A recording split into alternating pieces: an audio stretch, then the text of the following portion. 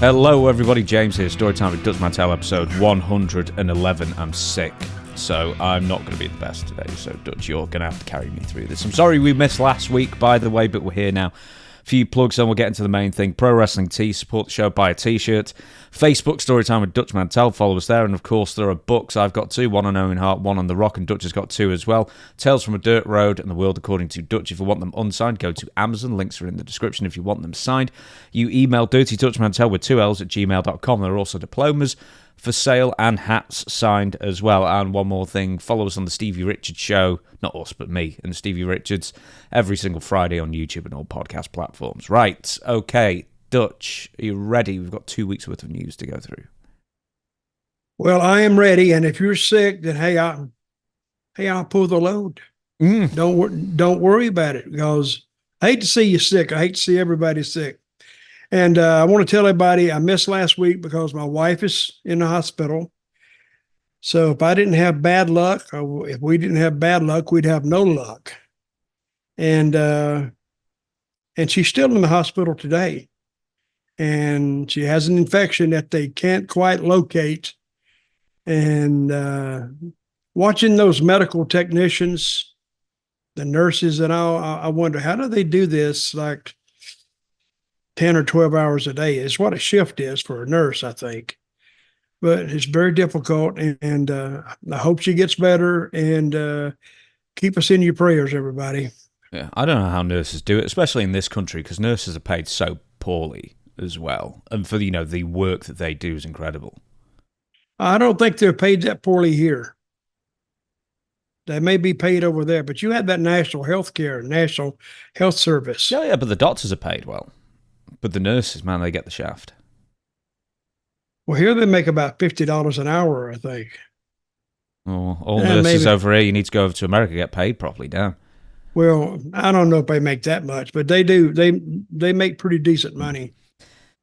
So, as far as the news goes, we've got a few, as you say, if there was no bad luck, there'd be no luck at all. So a few people in wrestling have passed away. We're going to be talking about Kevin Sullivan, of course, who we were going to talk about last week, but we didn't record last week. But the first one we want to talk about is Vladimir Petrov. Very, very briefly, one of the Russians in the NWA in 86, 87, around that time. So Al Blake, who in fact, of all people, the Warlord brought him up when I interviewed him a few months ago. He said he was a friend of his, who wrestled for 7 months as a push star in Jim Crockett Promotions as Vladimir Petrov, passed away a few weeks ago at the age of 66 after Nikita Koloff turned babyface. Petrov was brought in to be Ivan Koloff's tag team partner against Dusty Rhodes and Nikita as the childhood rival of Nikita. The idea was sound and had got over, but Blake was missing the aggressiveness Nikita had, and for Dusty, lightning didn't strike twice. Blake ended up arrested on drug trafficking charges and was let go by the promotion. He later got a WWF tryout, but was never signed. So you actually wrestled Vladimir Petrov. Why did you even bring this up? Yes, I did wrestle this guy. I'll send you a video of Vladimir Petrov. I remember, true story, we used to wrestle in Asheville, North Carolina, every Sunday. Sometimes it was, I remember Asheville was like an afternoon show. Yeah, it was an afternoon show, because I remember when we'd get there, it would still be light. So the first time I ever worked with him, what's this guy's name? Petrov? What's his first name? His real name's Al Blake, but it was Vladimir Petrov was his name. Well, listen, the name change won't stop his style. But Petrov, I went in the ring and I walked out there, and Asheville always used to do pretty well. So, and in Asheville, we didn't dress together. I mean, they had a separate dressing room. We had a separate dressing room. The first time I ever even met this guy was when I walked in the ring against him. But it takes about one lockup to know how much this guy knows, which was zero. Now, I talked before, what's that name, Brockus? Remember I talked about? Yep. We talked about him? Akamal Brett, yep. Well, I don't know if Dusty, who's the booker, if he had it in for me or whatever, But usually it's a sign of respect when they give you these green guys, but it's really not for you any good favor because they just beat the living crap out of you. This guy, and I said it about Brockus too. I've had easier street fights because when we went to lock up, he's really tight and he went, brother, he had me. I wasn't going nowhere. So, and you can tell on the first lockup if they know what they're doing. And I knew in the first 5 seconds of that match that he knew nothing. He beat me so bad, I thought about one time just rolling out of the ring and just walking back to the dressing room.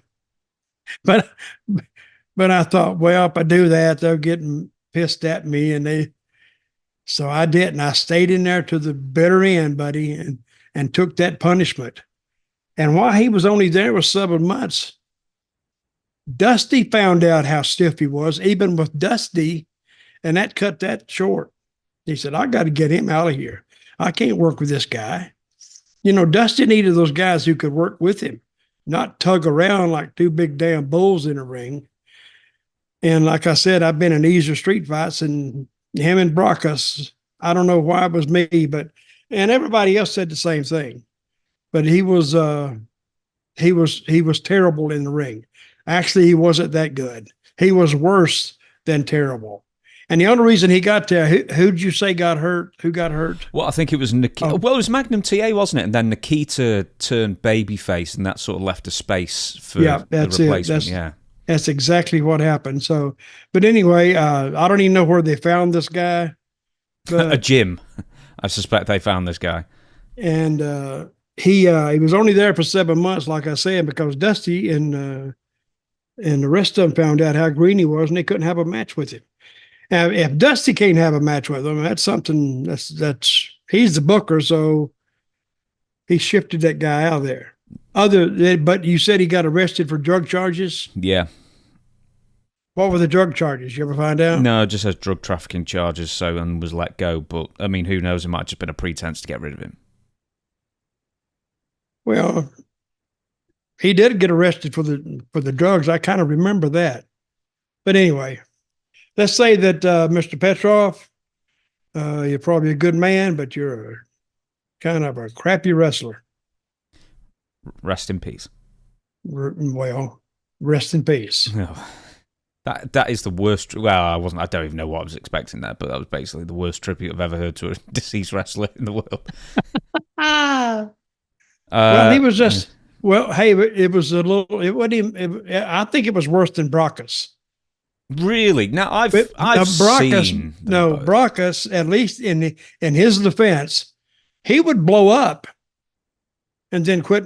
But he was more dangerous when he blew up, because then he would throw those punches, but he had no range, and he would just follow through with it. He almost knocked me out one time.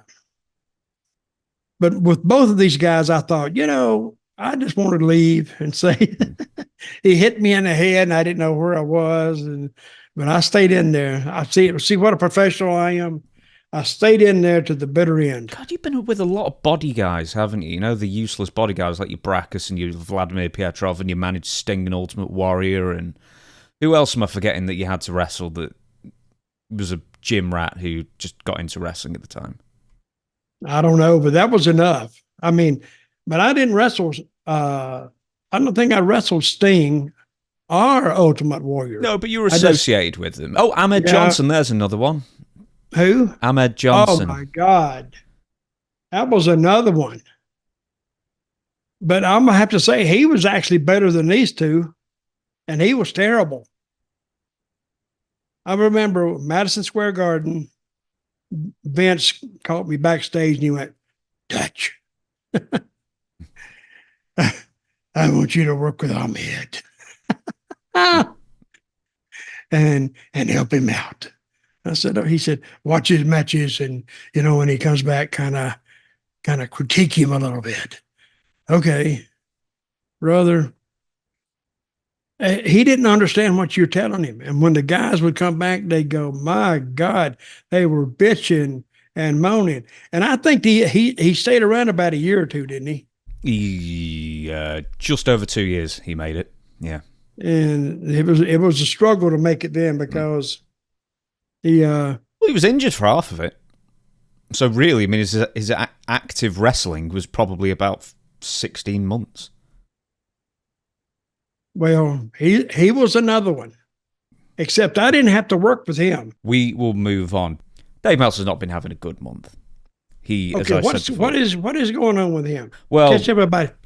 Aside from the fact that he announced that Afa had died a day before he had, which he did apologise for that one, but he's not apologised for this one. Here's a quote he actually left on the Wrestling Observer message board a few days ago. So, champion of AEW Dave Meltzer, who has been, it must be said, smugly declaring, my camera's flaring like crazy at the moment. You can't see this, Dutch, but my camera's going weird. Forget about it.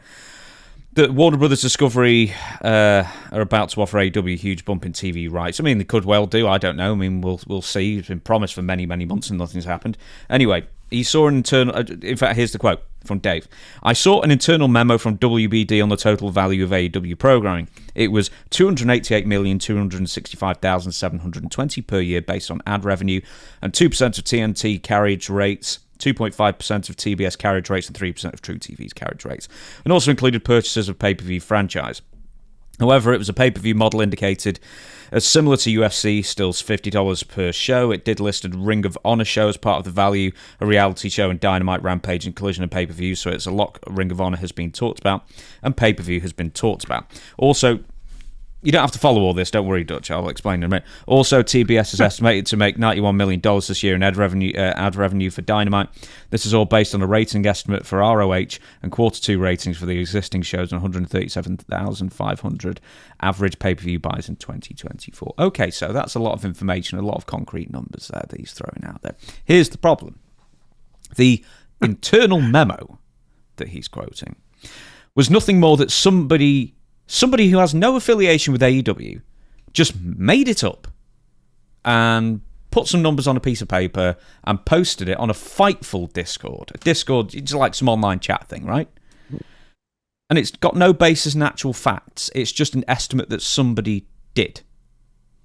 And Dave Meltzer, months after the fact, somehow got a hold of it and declared all these numbers as inside sources and that this is major news and stuff like that. And then a day later, a short time when numerous people pointed out that all the numbers he received don't even make sense, he then removed the original post and wrote, I'm taking this down for now. That's all he said? Yeah, no apology, no, damn, sorry, I was hoodwinked by that one. It's just anything that's positive for AW, he will post without actually fact-checking the source. Well, you're fact-checking him now, and he's wrong. Because on a much lower scale, he used to do that about talent. They wanted to do this with this guy and do that with that guy without ever even talking about the guy that was booking or the team that was booking. They would just talk to the guy. Eddie Gilbert used to do that. He would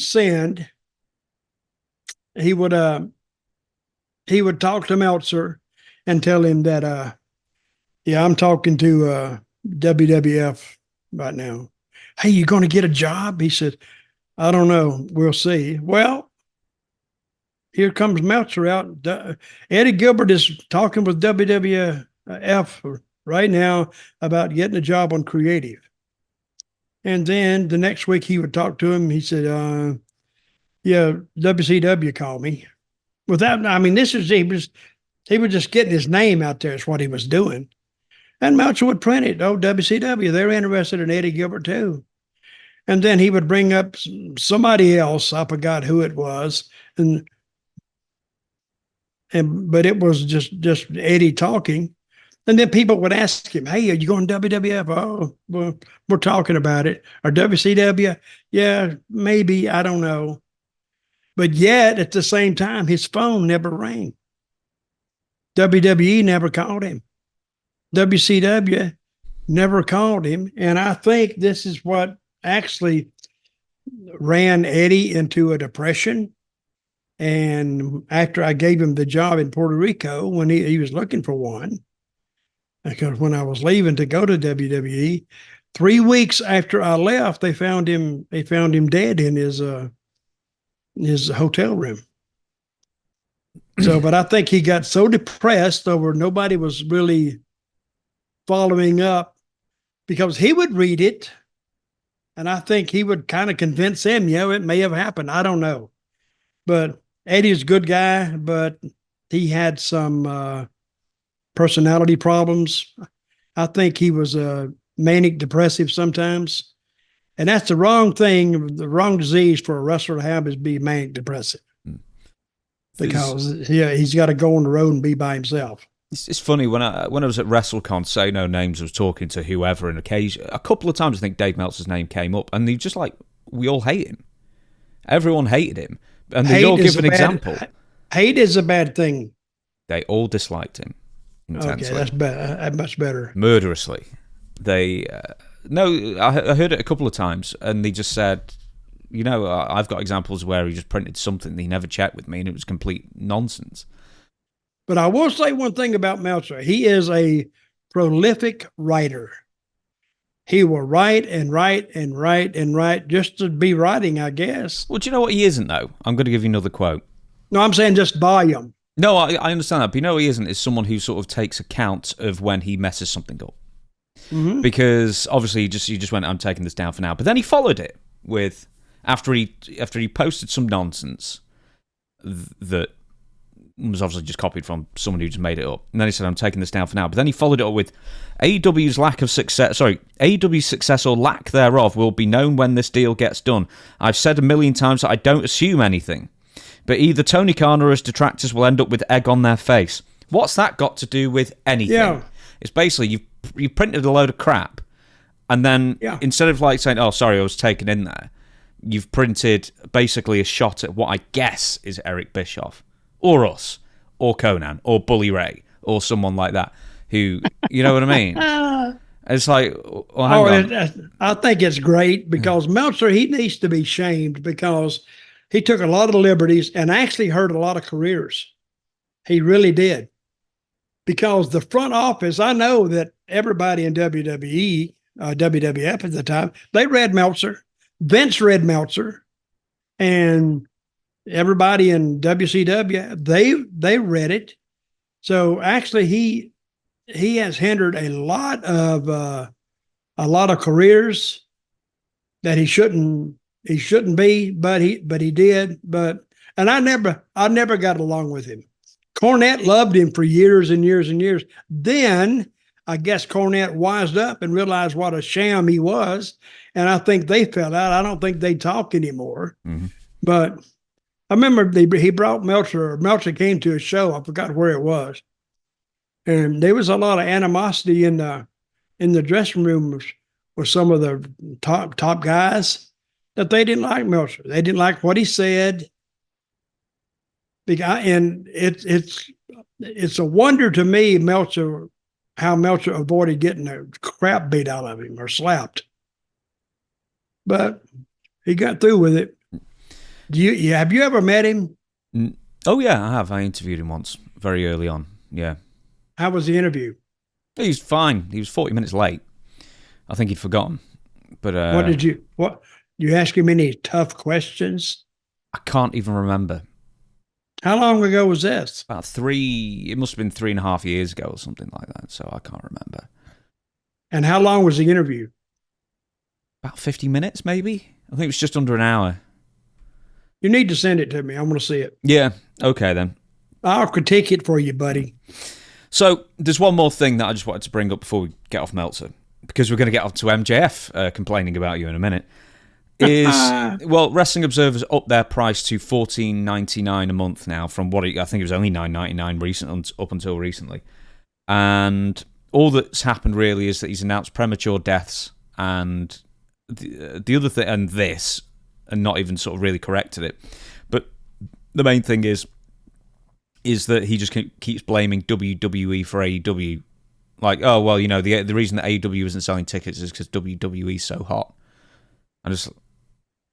It doesn't wash whatsoever. No, that doesn't. Hell, I say that. AEW is not selling tickets because of AEW.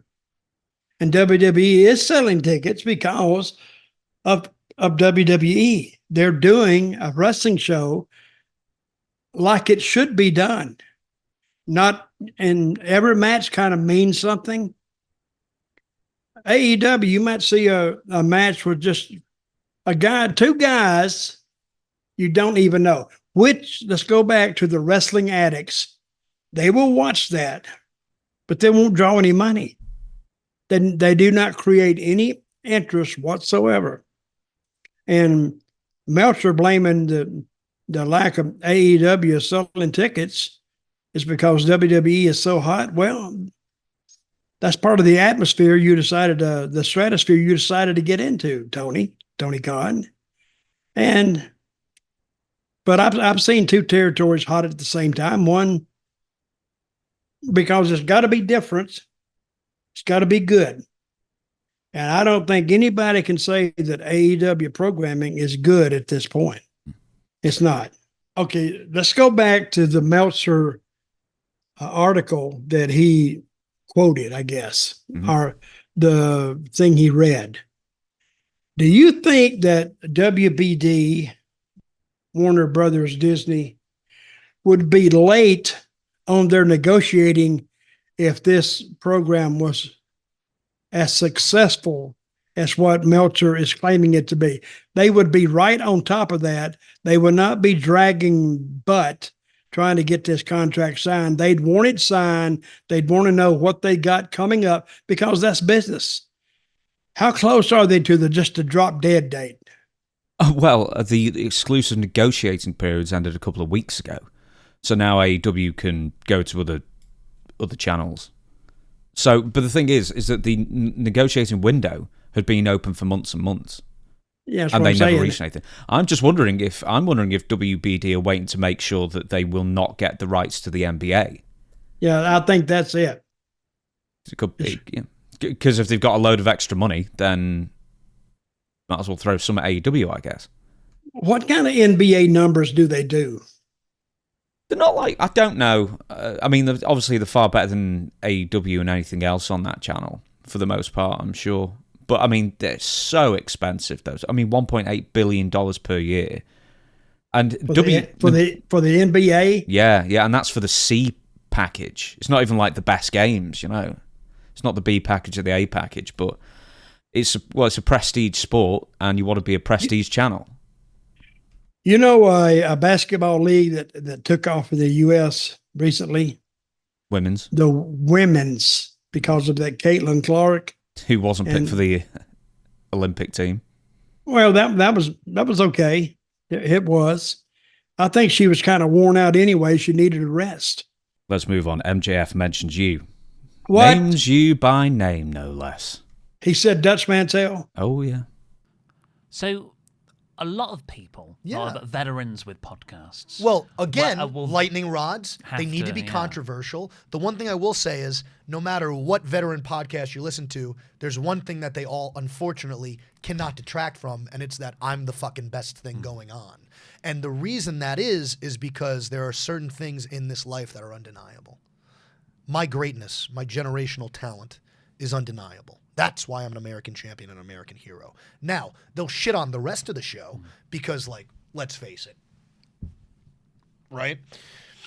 But I don't blame them. That's how they make money. I don't want them to starve. I don't want Dutch Mantell to just die and starve in his, apartment in Kentucky, wherever the fuck he lives. I want Dutch Mantell to make money. I want Konnan to make money. I want all these people to make money because they deserve to. They broke their bodies for this sport. They have every right to aggregate just like you shitty little British fucks. Every right. Do I agree with everything they say? No, but I don't care because they're just trying to make a living, man. Do I think that they believe everything that's coming out of their mouth? I don't know, man. Probably not, but I'm cool with that. They're making money. I think it's silly when people get offended and up in arms because at the end of the day, this is show business, baby. It's not just a sport, it's show business. Dutch, what do you think? In your shitty little apartment in Kentucky. I know. Well, I'm not in Kentucky. I have a $600,000 house in Florida, which is going to go up to $800,000. I hope. Well, I don't care what it goes up. People are not going to buy it anyway. It's too expensive. But He's a great heel. He's a great heel, and sometimes he does things that I don't agree with, but I'm looking at him sitting there. One big thing that he's going to have to deal with is he's not a big guy. How tall is he? 5'8", 5'9"? 5'8", yeah, I think so. And he's kind of short for a top heel. If he goes to WWE, he's working with guys. You know, you can do something about weight. You can do something about muscle size, but you can't do anything about height.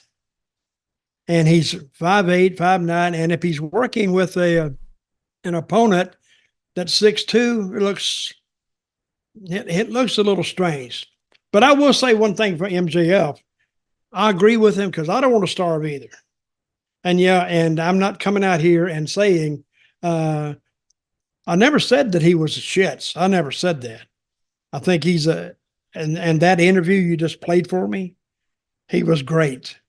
He was a heel to the wall. But see, I think what he's doing, though, he is such a good heel and such a good talker, the people are enjoying him. They like him. Now, I think the money with MJF is him being a babyface. I really do. And you get a fire-breathing heel on top of him and do something to him and let him bring the people that kind of like him. Because, face it, if he's 5'8", 5'9", or whatever he is, he's the automatic underdog. So when he goes up against the bigger guy, if the people don't know who the heel or the baby face is to start off with, I think they would choose, if he just stood there and didn't aggravate the crowd, they would pick him as the baby face. People automatically go with an underdog. I don't know why, but they do. But I do think he's the best thing that AEW has. I think they should use him a little bit differently or in a different capacity. But I don't think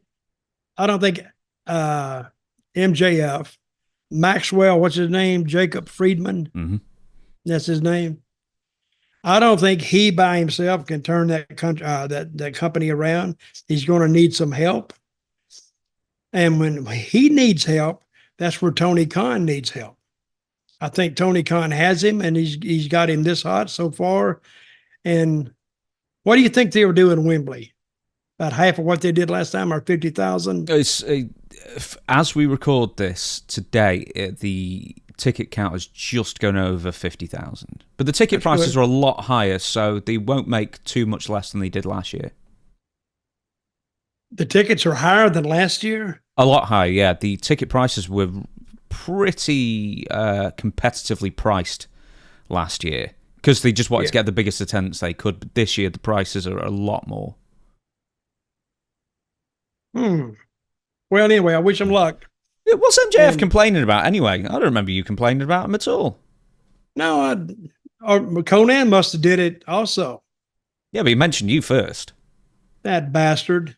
He must like you. But I will say, no, I like him. I remember, I don't think I remember ever being around him. But, and he was right. I did bust my ass for this business because I had an aversion to actually working a job. You know, having to be there on time at like 8 o'clock in the morning, 7 o'clock in the morning, you know, never appealed to me that much. But I'm going to watch MJF very closely from here on out. And I want to thank him for mentioning me because I think I must be getting a little close to the truth, a little close to what the reality is for him even to do that. So, but I've never said, hey, you've never said you disliked him, did you? No, not publicly, no. There is... Publicly, wait a minute. You said it privately? I don't think I've really spoke much about MJF at all. No, you know, I enjoy his work. I enjoy that he's the type of heel who knows how to get heat. and he's like almost good heels. You kind of want to like them, but you just can't because they're such assholes. And that's your best type of heel because just a little turn and he's the hottest babyface they got. One more thing is, it sort of goes on to what we were talking about with Dave Meltzer beforehand, is, you know, this is how you make your money knocking AEW, apparently. You knock AEW to make money. Don't we all knock people to make money? Because we're just saying what they're saying. I mean, you think if AEW was hot as a firecracker right now, if they were on fire, we could come out here and even say they were bad? I mean, they produce a mediocre, I'm not going to say bad, a mediocre TV show. Because the people would look at it and say, no, it's good. So then that would actually hurt us, but I got to tell what I see. So, but anyway, I think if you change that booking a little bit over at AEW, I think they got it, and they can. And doesn't matter how hot WWE is, because I think you could override that. AEW could. You sent me this Vince McMahon health declining. It has been denied by his lawyers. Do you want to speak about that? Well, I read that too, and I don't know what they based that on. They said Linda said that.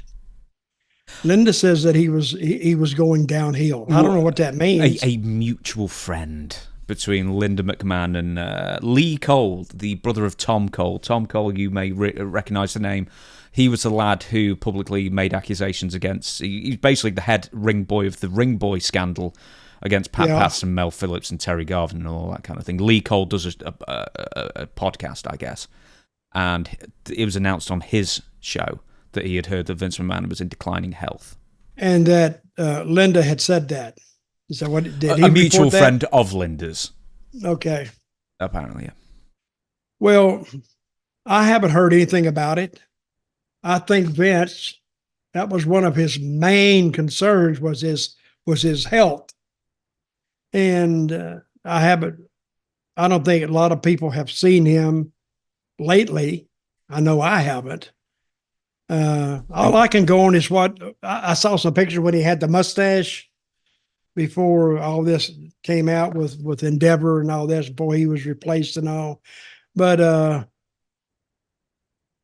the last time I saw him, he was in Saudi Arabia with Undertaker for that MMA show or UFC show, and that's all I've heard about it. He was on a cane, and he did have back surgery. He always gets surgery when he's being investigated by the federal government. You think so? We did do you remember the original steroid trial in '94? He just so happened to schedule neck surgery, and he he testified while wearing a soft collar. Okay, that's a case. Now we're off on something else now. What is the latest you've heard on Vince? There really is nothing. There really is nothing. There was a bit about that doctor, and Janelle Grant's side, requesting files from, what the doctor gave her over the course of dozens of trips over a couple of years. That's more or less it at the moment.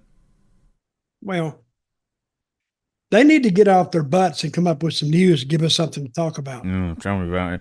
Well, why don't we talk about what people are talking about Vince? For goodness sake, this is like 18 pages down. Bear with me. So, Mark Henry, I know that. Where is he? So there's been three actually, because I didn't mention Ronda Rousey. But Ronda Rousey didn't have very good things to say about Vince, as per usual. But anyway, there are two different versions of how to treat the Vince McMahon story. One came from Bret Hart, one came from Mark Henry. This is Mark Henry's quote from our friends Jerry Briscoe and JBL from their show. Mark Henry said, he being Vince McMahon's going through a tough time, and all of that stuff that happened recently and stuff. I never saw none of that. I never heard no negativity like that. Him playing a damn joke on me was the worst of it, where I felt like, okay, that infringed on the business, but it was nothing remotely bad that I had to say about Vince, and I took some heat for saying that before. People are like, you're being insensitive, and there's other people that suffered. I said, yeah, but some of these people that you're talking about suffering, their suffering got worse when the money ran out. Like, where was the suffering when they were getting BMWs and $1 million? Did that pacify the suffering? Because if you are suffering, you should suffer all the time, right? Nothing should get in the way of that. I don't know. I just come from a different time. Yep. So I agree with him. I do. because as long as they were making big time money, they would say nothing about Vince. As long as he was supplying that do-re-mi, and they would just put all that other stuff in the back of their heads. So, but he never bought me a BMW. You never shit in your hair either. No, well, that's true. And I'm not even doubting that. I think that Vince would do that because I've heard some many stories about it. And that's not downgrading him. It's just what I heard. So now if Vince comes out and says something about me that, and I'm not pushing a conspiracy here. I've heard how he was a little bit demented when it comes to women. But again, when I was there, it was not my business, and I needed to stay in my own lane, and I did. But I did hear things about him. But he's not talking about the wrestlers here. I think he's specifically mentioning Janelle Grant. And I mean, would you, if all those things had happened, let's put yourself in Janelle Grant's shoes rather than just any old wrestler? Is okay. So let's assume even 1/10 of the stuff or 1/5 of the stuff that she said in her lawsuit against Vince is true. Do you begrudge her? I mean, would you begrudge her taking a civil suit out on Vince, even though she was his employee? Well, first of all, he made a deal with her. She signed some papers, I guess, for $3 million. He gave her $1 million, and then stopped. So in order to get that other $2 million that he had promised, she had to sue him. And they knew this was all coming out anyway, so I don't think she's gotten any more money since then. But he made a deal, and he broke the deal. So she let all this out. We will move on. Did you see that photo of Brock Lesnar that I sent? I did see that. So he's trimmed up. Yeah, that's what I was going to say. Man, he looks slim, and he's got mutton chops. Yeah, he's trying to copy somebody. I'm not going to say who, but... You never had mutton chops. Well, no, I didn't have that, but you got to have your own style anyway. With that being said, one, he's trimmed up, and two, he's sort of getting out there a little bit more then. Do you think he's maybe testing the waters to see the audience's reaction to a return, if he should do? Let me tell you one thing about wrestling fans. I think if they put him at a hot angle, I mean red hot, and they would be, I think, hesitant to do that at this point. But I think with time, the more of it dissipates into the ether. So I think with time that he'll never outrun it, but it will get less. And people do think differently about Brock Lesnar because of this. I do, because he was involved in it. But he never really got with Janelle Grant, did he? No, I think the suggestion was that he was too drunk to complete. I'd forgotten about this, that Janelle Grant had suggested that basically she was a bargaining chip in getting Brock Lesnar to re-sign with the WWE at the time. I don't buy that. It might have just been a line. Well, I think it was just a line. Because now I read some of the things that Vince used to tell her, and she's beautiful, and she's this, and she's that, and how much time went by before Vince ever really had any physical contact with her? Oh, he initiated it over a course of months. Well, it looked like to me Vince kind of really liked her for a while. He liked her till he didn't like her. So, I don't know. It's a weird story. It really is. But did Vince do it? Yeah, I think he did. Yeah. Let's just have a look at the photo of Brock Lesnar together 1 second. So, there is Brock Lesnar in between Enzo Amore and George South. George South? Where's George South? I'm just joking. He's got the same headband as George South. And that's not Enzo Amore either, before you ask. Kind of looks like him, though. How's Brock Lesnar managed to find two dudes bigger than him? Yeah, that's what I'm saying. One looks Amish, and the other looks like he does look like an older George South. He does. All right, He's there you lost go. some weight. What do you think he weighs here? I don't know if it's like the perspective of the camera that makes him look a lot smaller, because he's got a huge back, hasn't he, that's sort of covered by those two. But that big fat guy on the right, he's not even that fat, and he sort of dwarfs Brock Lesnar, doesn't he? I'm genuinely wondering. I'm genuinely wondering if he's just slimmed down hugely. He looks about 220 there. I would say 230 or 230. But that would make those other guys, make the guy on the right like 260, which he could be. And the guy on the left, he looks fairly, but he'd be like 240. And you can't teach that. No. All right. All right, let's move on. What am I moving to? Right, this is one from Konnan. Again, mention his name again.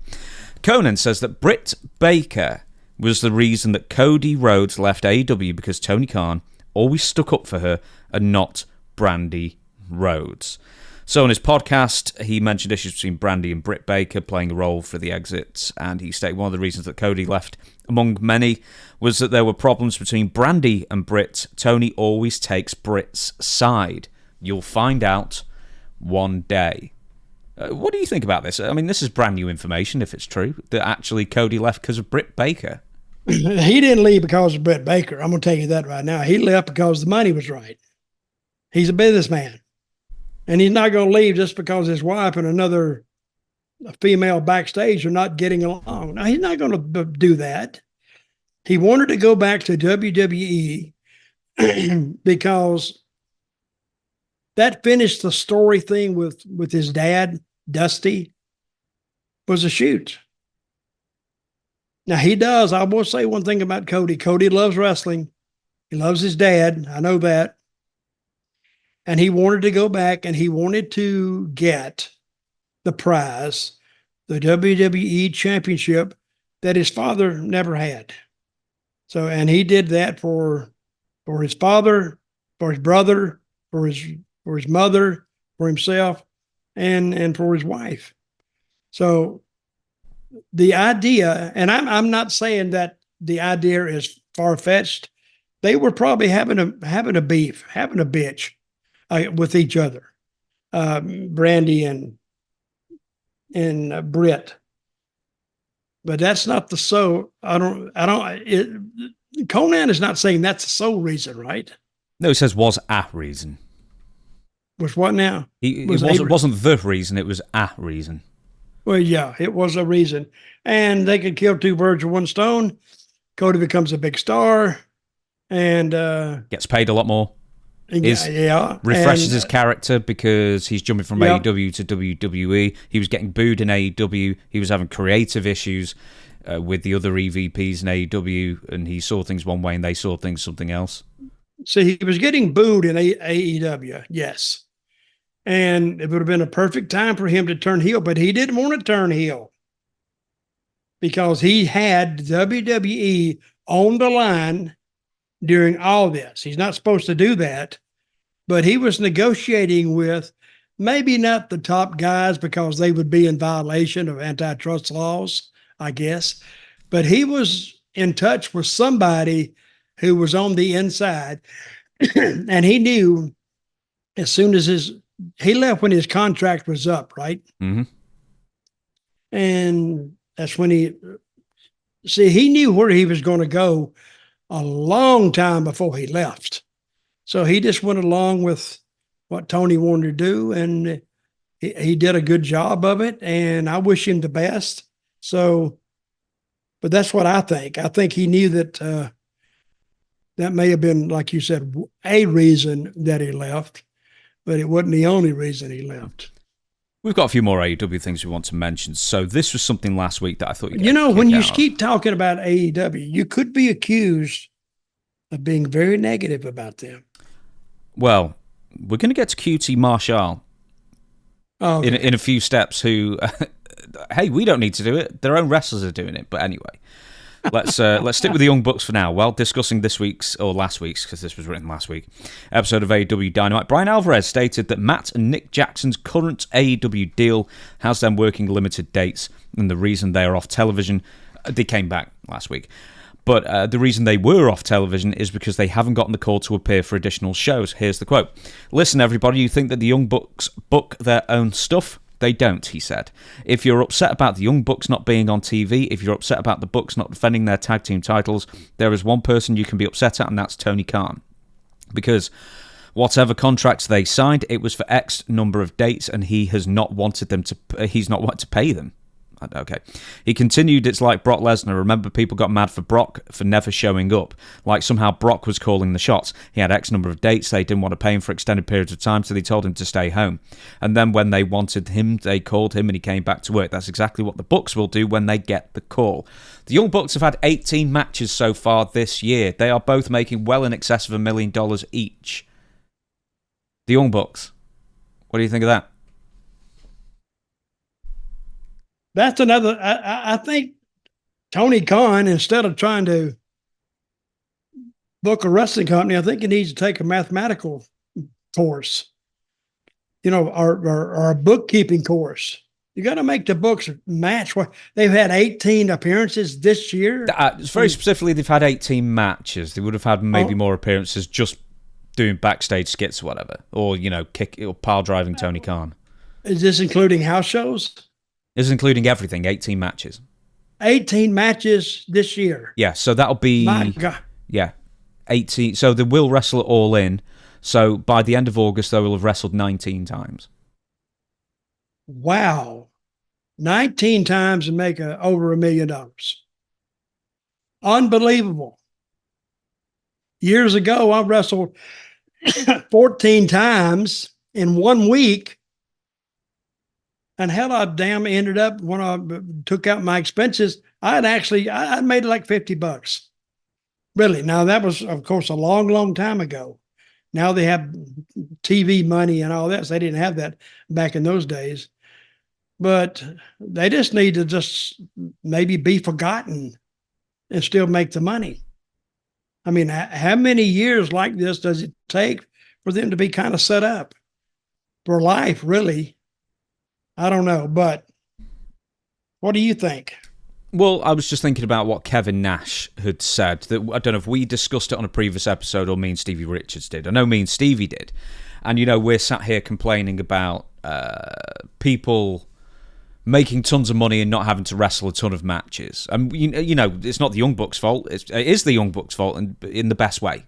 They're not putting the bodies on the line every single day or even every week or every other week. And that's great. But the fact is that where's the fine balance between people getting paid properly and you getting your return on your investment? Well, the Young Bucks might think they're getting paid properly because you want as much money as you can get. I don't blame them.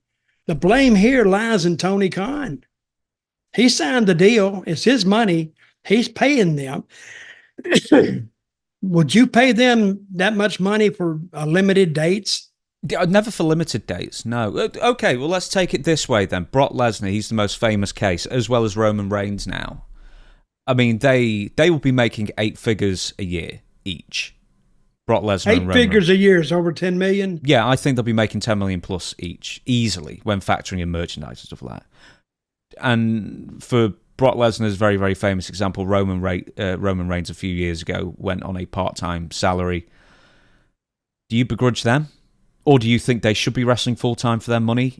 WWE can clearly afford it more than Tony can. I mean, that's extreme examples because they're both huge draws and mega main eventers of all time.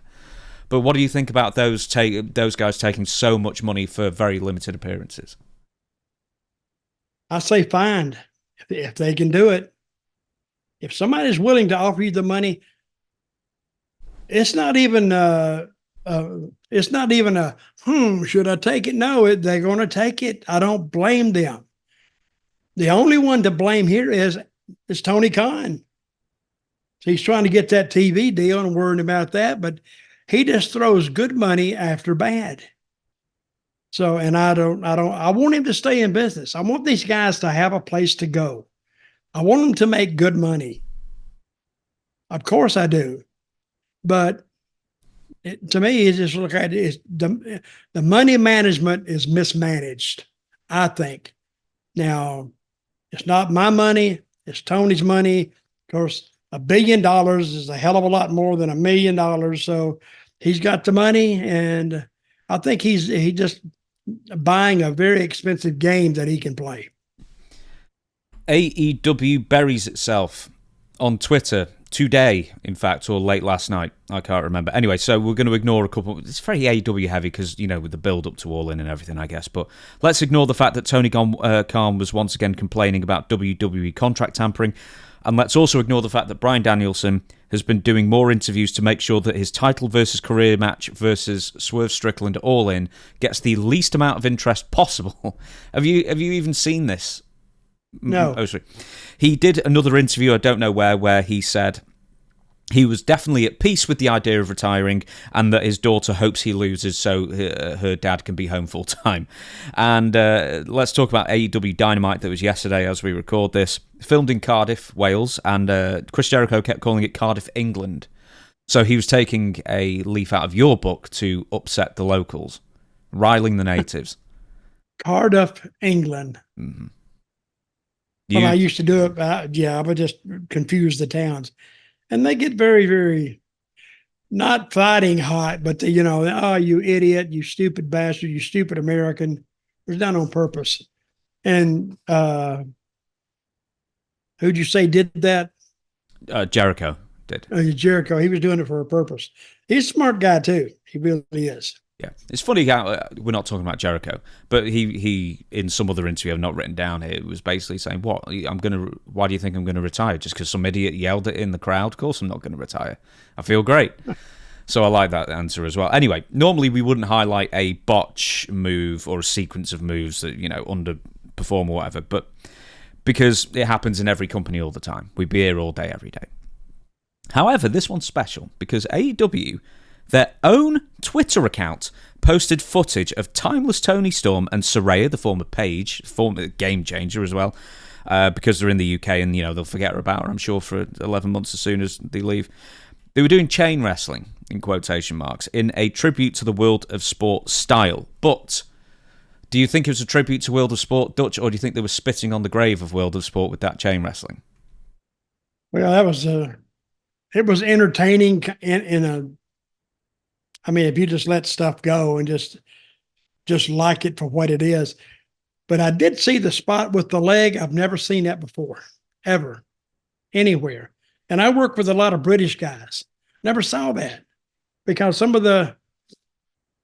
every British guy I ever worked with was very, very snug. I guess they took that Wigan with them wherever they went. Where is Wigan? In the middle of the country? It was Greater Manchester. So it's not far from me. Yeah. How big a town is it? Not massive, just mid-sized industrial, smaller city, I guess. Yeah, I saw that little spot you sent me with Toni Storm and what's her name? Saraya now? Yeah, Saraya, in fact. Saraya. Yeah. So everyone else calls her Saraya, but she's not. No, it's Saraya. Well, the spot was okay, but I think it was more like a joke spot than anything else. But it worked. What do you think of it? It was funny. Every single comment was like, I cannot believe AEW posted this. This is the worst thing ever. It was funny. Just every comment was like, delete this. I kind of liked it. Yeah. There was a bit where Toni Storm, I think it's Toni Storm, gets, I don't know, I've only watched it a couple of times ages ago, and she's on all fours and she's waiting for a magistral cradle. But instead of just being on all fours, she's on all fours and she's looking right up at Paige, Saraya, just to make sure she's coming. And I thought that was funny. I've never saw the spot. They botched it. It was a botched spot, and I've never even seen it. But you could tell by the timing of it, they didn't know what they were doing. Well, I'll put a link. I'll probably forget, but I'll try and put a link. Anyway, just search AEW's Twitter if I don't put it. AEW buries itself. Anyway, QT Marshall This might be the worst quote from an existing contracted wrestler for any promotion in the entire world if you just want to lose fans. So, QT Marshall, he was speaking to Konnan, in fact. That damn Konnan, he keeps coming up in this show, for God's sake. He says... Hey, Konnan is an AEW hater. I can tell you that right now. What was he having AEW people on? Oh, I don't know. Anyway, quote from QT Marshall, I believe the AEW fan base is much more intelligent than just the casual fan, so they do expect a higher quality. But also, I was saying, I think that the fan base is just so excited to not be at WWE. I always try to make the joke, but I'm serious, like I wish our fans just had more friends. They're very timid. Like when we go to the airports, right, and there's collectors there. Even the collectors, they just stare at you. And it's like, dude, just say hi. Like, I'm not mad at you for wanting to make money. I don't give a shit. But don't be weird. What's he talking about? He's talking about the AEW fans. Yeah, but he's telling them to... I don't understand the purpose of it, but... He's calling them a pack of friendless losers. Well, I don't even know what to think about that. I really don't. I mean, the WWE fans at the airports, they're kind of aggressive. And they will be all over you. And I used to sign, but of course, it's the top guys they wanted to sign more than anything else. It would be Roman Reigns and or the Taker, or they would like to get because what they do, they're businessmen. If they're going to wait in the airport, they're going to take those photos they got signed. They're going to be on the internet as soon as they get home. And they're going to try to sell it for $100, $150. So if you can do that, do that. Finally, the guys got wise to it and refused to sign it, because if you sign one, you got to sign them all. And if you got 50 people out there who want their photo signed, I don't mind that. I really don't. But they're just using the wrestlers to make money, and I don't begrudge the right. But if you start signing, you'll be there. You'll be running late. So, and finally, the guys got tired of it and had to get a little bit aggressive to get them back. We'll talk about weird fans in a minute, because I've got another example here. But how can somebody... It's like if someone from WWE said, man, I like being in the company, but, these fans we've got, they don't have any friends. They're all weirdos. You know what I mean? It's like that's what QT is saying. That's like the worst PR for your own company. And he's in an office job. Since that was published, since that was printed and alleged that he said, I'm sure he said it, well, what do you think they would, internally, what do you think AEW thought of that statement? Nothing. Yeah, that's I mean, what they I'm probably saying. thought it was terrible, and then they won't do anything about it. But no. Okay, imagine if you did this. You were in WWE, you were in Zeb Colter territory, mid-2010s. You go on a podcast and just say, and you're not Zeb. It's sort of okay, it's a bad example because you're a heel at the time. Let's say John Cena says it, or some well-known babyface, and says, man, I love WWE, but, these fans of ours, they haven't got any friends, and they follow us around at the airports and are too timid to say hello, and they're a bit creepy. Well, it wasn't a good statement. I'll say that. That's not good PR for them. But he'll keep saying that till somebody says, stop saying that. And I don't think Tony's going to say that. Why don't... I think Tony's kind of timid himself. Well, maybe he was one of those fans at the airport trying to get signatures at one time. I think I have seen him around, especially in Florida. I think I saw him at the carousel where you get your bags. Right, so I wanted to make mention of this as well, because, we're talking about fans, we're talking about some of the creepy fans, we're talking about the weird stalkers, the incels, the shut-ins, the oddballs who can't function in real life. Anyway, so Sean Ross Sapp, who is I think he's the owner of Fightful. He's the main writer for Fightful. He had a stalker, essentially, or, some sort of like professional troll going after him. I want to bring this up to add your own experiences for some weird fans that you've dealt with over the years. But Sean Ross Sapp of Fightful made mention some time ago that his grandma became unwell and she subsequently passed away. Then some parasites started trolling Sean and subsequently started trolling Sean's dead grandma on Twitter, and like was just posting it, like posting mentions and I'm glad she's dead and everything else, like dozens and dozens of times, just to make Sean Ross Sapp feel bad for whatever reason. I don't know, to get a rise. So happily, Sean actually found who the guy was and publicly shamed him, and then he quotes said, "We've since discovered the guy who posted the pictures of my dead grandma over 50 times, posted pictures of my wife where she worked, kept saying he wanted to fight me, buried our work. He had subscribed to Fightful Select for the last 2 years, their subscription service."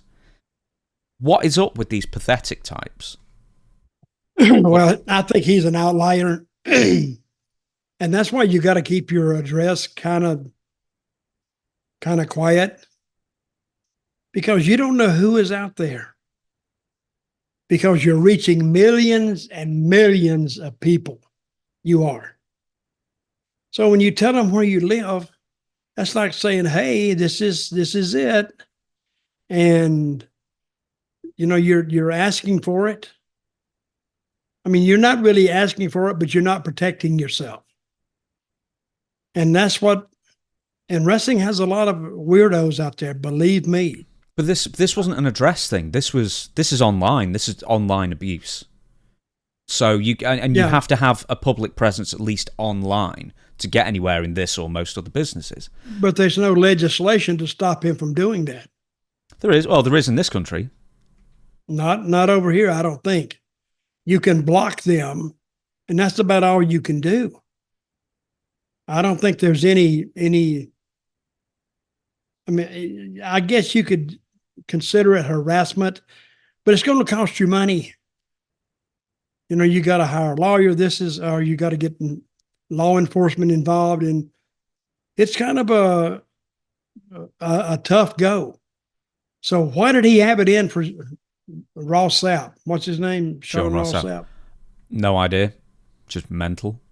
It's like, do you remember that guy a couple of years who was kidnapping? Is it Sonia Deville who tried to kidnap and kill Sonia Deville? I hope I've got the name. I always forget who it is.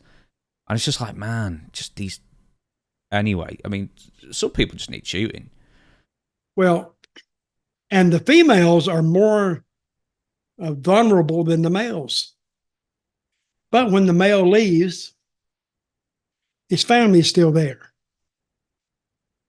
So what are you going to do then? You're going to have to hire a private 24-hour security guard. It gets expensive. So did you have in WWE or I don't even know, like WCW or wherever else, TNA, who knows, just some weird fans that used to just hang around? I'm not talking about like the old territory days where, you got like a cross-eyed coal miner threatening to kill you, that kind of thing. Because we've told that story before. But a cross-eyed coal miner. Yeah. That is racist as hell. That's how you described him. Oh, I did? Oh, yeah, you told that story. It was a good story. Anyway, like in like the more modern wrestling, and maybe even TNA, I thought would be a good one, or WWE, where you get people hanging around a bit too much and being a bit too enthusiastic in some way. Oh, with TNA, nobody hung around because nobody came.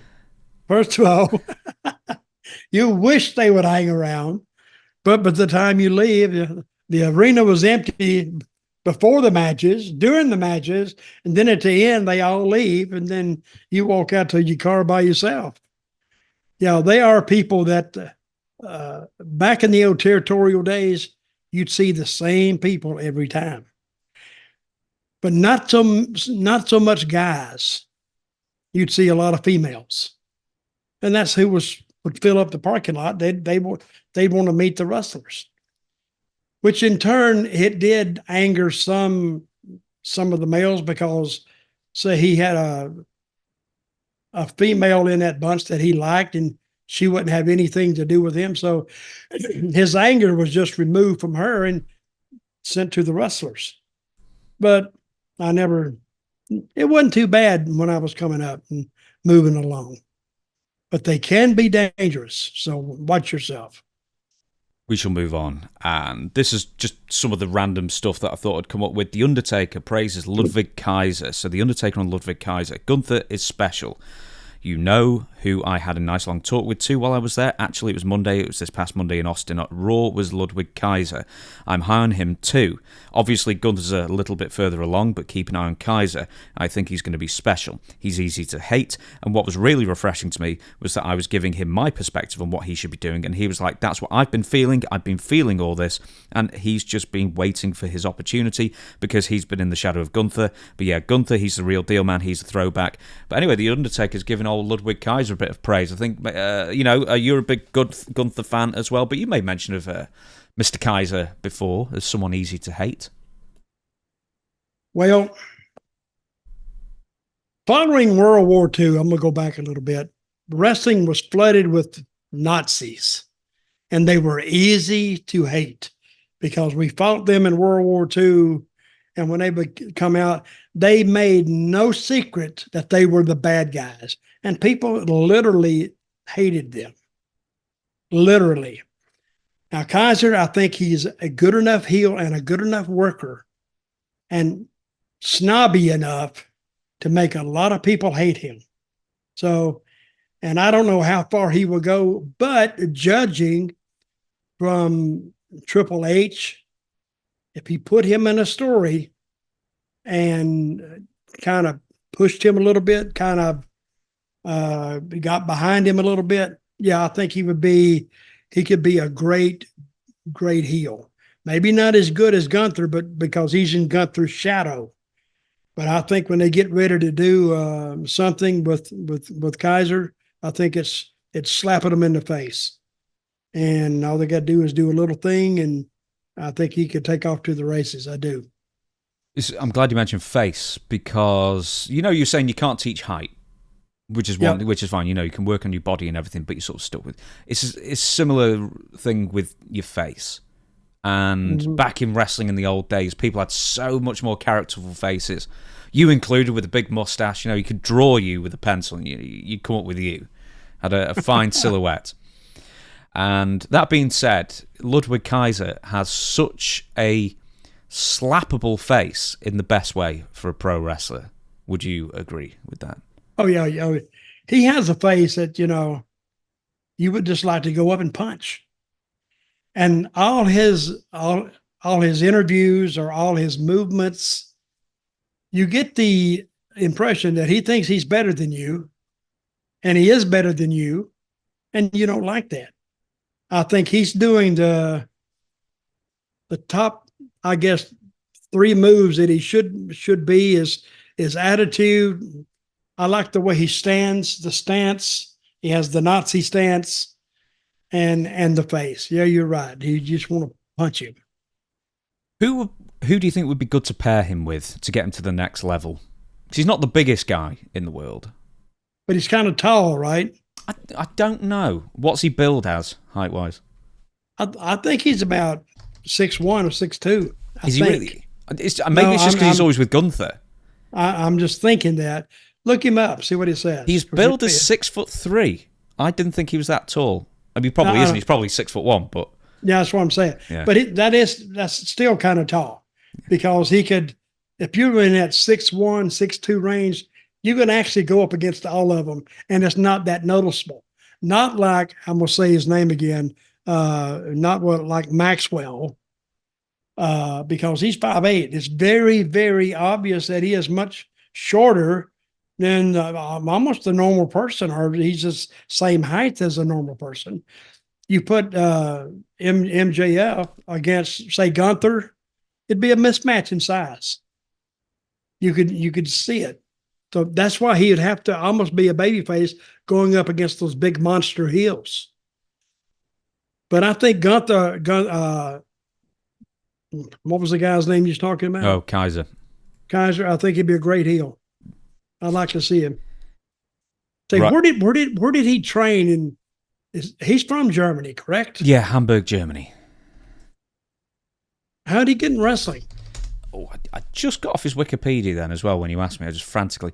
So Germany has their own promotion that does quite well, WXW, West Side Extreme Wrestling. So he was there for the majority, and then he ended up going to WWE through NXT from 2017. The only thing I know about Germany, there used to be a guy who ran a tournament, I think once a year. What was his name? Otto Vance. Otto Vance. And that's how I first met John Bradshaw, because he had just returned from that tournament. This tournament went every day for a month in the same place. I don't know how they did that, but they did. And it was like TNA in a sense. They never moved, and it was, just like an attraction kind of thing once a year in that sense. They didn't go to different towns, though. Well, neither did TNA. When you were there, they were in the same place every week. But they did it tournament style as well. So, who would win the tournament to get people coming back, I guess. I don't think you could do that here. I think people say, get the hell, I don't want to see that for 30 days in a damn row. Well, yeah, I mean, NXT has a permanent base and has, was Full Sail, and now it's wherever it is. They're there every single week, but they don't do it every single day. Well, yeah, but he'll be a great heel. I'm very interested in him. Hulk Hogan, Kamala Harris on stage burial somehow. Did you see the video? At the Democratic National Convention? No, it's just him promoting his beer. Oh, I saw the picture of it. Yeah, go ahead. Well, essentially, I've just got the very brief TMZ write-up of it. So Hulkster was at the Thirsty Cowboy in Medina, Ohio, promoting his new beer Monday night when he grabbed the mic and started firing up the crowd. And then things quickly flew off the rails. Hulk asked the place, want me to body slam Kamala Harris? Want me to drop the leg on Kamala? And I'm saying Kamala, I know it's Kamala, but it's Kamala in my mind. Check out the video. Anyway, whatever. Hulk then took some more shots at Kamala in Ohio, including mocking her Indian heritage and making a racist gesture referring to indigenous Americans. At that point, Hulk seemed to realize that he may have taken things too far and said it was just the beers talking. It's Hulk. That's him. And, they can say everything they want to say about him. But yet it's not going to change his attitude. He don't give a shit. He don't care. Because did we talk last week or the week before about all the money that he got from Gawker? Yeah. Yes, we did. He's got a lot of money. So he don't give a crap about people trying to cancel him and anything, because he's uncancelable. I can't even say that word. Because he's got enough money to... How old is he? 70 now? 68? 70 or 71, yeah. Okay, well, he's got enough money to make it till he passes on. And since he was at the Republican National Convention and is a personal friend of Trump, the people that are going to come see him at Medina, Ohio is all the right-wing guys anyway, so they probably enjoyed that. Now, he may have determined at the end, he may have said a little too much, and then he said it was the beers talking. So, but he made a halfway apology for it just to keep people off his ass. And sometimes you get carried away out there. You say things you shouldn't say, and it hits you later. Well, maybe I shouldn't have said that. So, and he calls her Kamala. Yeah, he's going to drop the big leg on Kamala. Like TMZ's write-up of it is that he threatened to assault Kamala Harris. Well, they make... I think everybody that was there, and Hulk too, took it as a joke, except when the media gets it, they can turn it and tell it in a way that makes him look like a big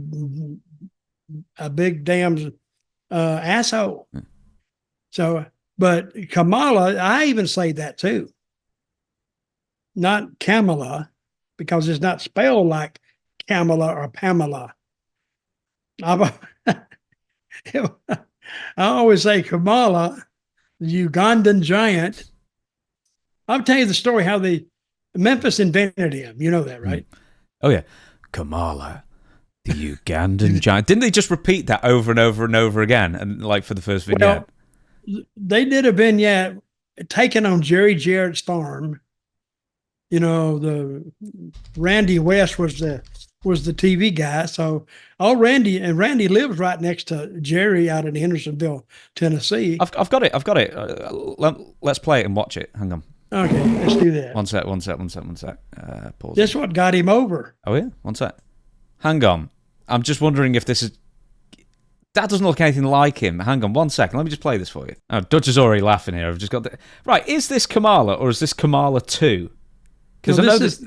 That doesn't look like Kamala. Let me see.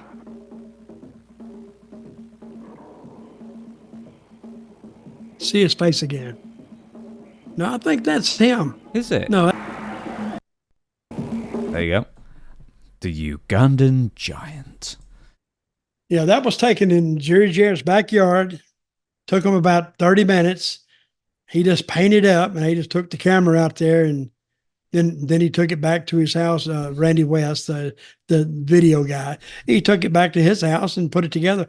It was put together in like a day, but you play that back on Memphis TV, and it would go all over our towns, and he was over. Now, the first time that I worked with Kamala, he was supposed to go against Handsome Jimmy Valiant. Now, everybody that went up against Kamala back in those days lost. Everybody lost. And I learned something because he was booked against Handsome Jimmy one Monday night in Memphis, and something happened to Handsome Jimmy. He got sick or he had an accident. He couldn't make the show. And they had advertised, and Handsome Jimmy had done a promo that Saturday. Oh, yeah, baby, coming to Memphis. Because the people were looking up. They would like to see. I wanted to see it. I wanted to see this Ugandan Giant versus Handsome Jimmy. Because you don't see that every day. So he couldn't make the show. So they put me in Handsome Jimmy's spot. And he didn't beat me. We got a DQ. And I couldn't believe that Kamala didn't beat me because they were getting him ready for Lawler. And they did draw big money. You know, when you draw sellouts in Memphis, that wasn't a laughing matter. That was serious business back in those days. And I remember asking Jerry, I think maybe a week later, I said, "Can I ask you something?" And this is how I was trying to learn what Jerry Jarrett's thinking was about not beating me against Kamala. And I asked him, I said, "Why didn't you beat me?" Because you beat Dundee and you beat Steve Kern. I think they beat Stan Lane. Maybe not. I don't know. But so it was Handsome Jimmy's turn, and they could bring him in. But I went in there as a replacement and got a DQ. And I asked him, I said, "Why did you do that?" He said, "Well, the fans are already pissed off because Handsome Jimmy didn't make it. So if we take you out there, or the next babyface in line, and we beat you too, now they're saying, well, hell, it's like a letdown. So if we have a DQ, you hit like in the middle, and you don't piss them off, but you don't make them mad and turn them off as fans." And that's what he said. So what he was saying is you try not to beat a replacement. You try to appease the fans because the main event guy wasn't there. Handsome Jimmy wasn't there. So appease them as much as you can, which made sense to me at the time. Did you DQ win, to be specific?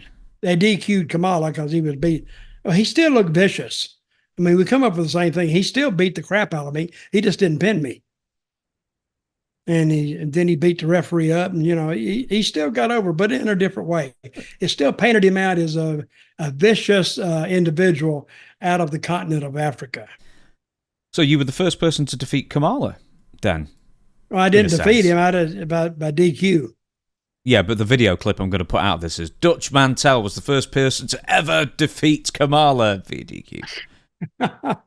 We'll do it that way. Just to finish off the story from Kamala to Kamala. Which, with these wrestling podcasts, you can't bring up Kamala Harris and not start talking about Kamala. It happens every time. Anyway, there's a bit of pearl clutching going on as far as, I was reading some of the comments and basically saying, "I wish Hulk Hogan would die." It's like, well, give it a break, dude. I mean, it was a bit out of order and stuff, but it wasn't the worst thing in the world he said. Here's the thing, though, with Hulk. It's like, don't you just want to reach through the screen and just stop him? Yeah, brother, these pythons and anyway. But it's just like, oh, Hogan, just stop it. You're a PR nightmare for yourself. Stop making things worse. Well, that's Hulk. How would you like to be his publicity manager or his media manager? How much does it pay? Well, I don't know. One more thing about Hulk Hogan. His biopic officially cancelled. So, set to star. You know why I think it's canceled, really? Because of his appearance at the Republican National Convention. That's my theory. Now, I'm gonna disagree with it. I'll tell you why.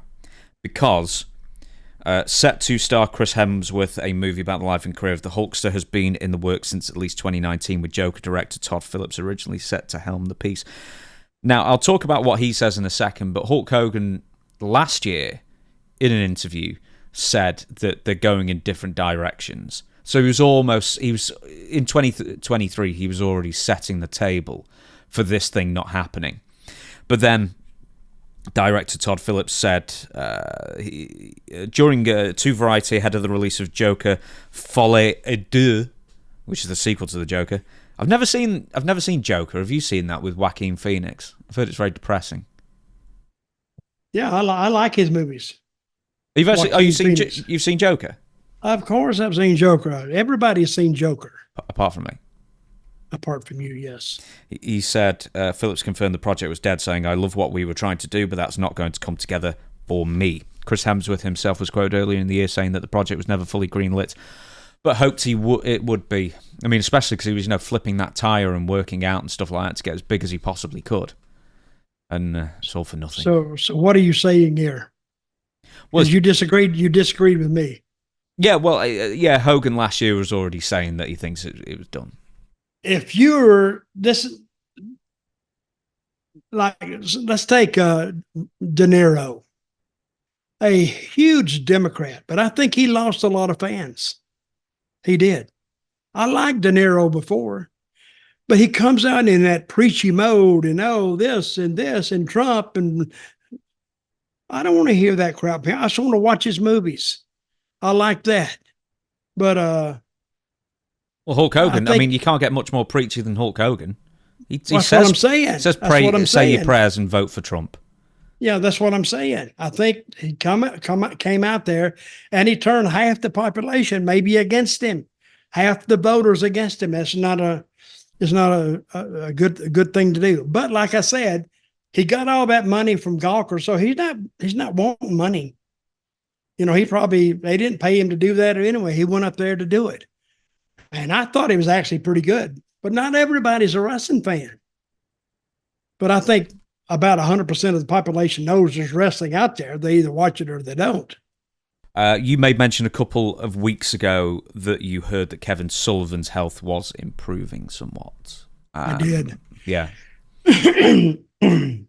So that sadly turned out not to be the case. On May 12th, I'm going to run through the whole thing again. So May 12th, 2024, while in Florida for autograph signings, Kevin suffered a devastating accident. Any word on what the devastating accident was? I've never heard that. I think he was riding with somebody and they had an accident. Is all I've heard.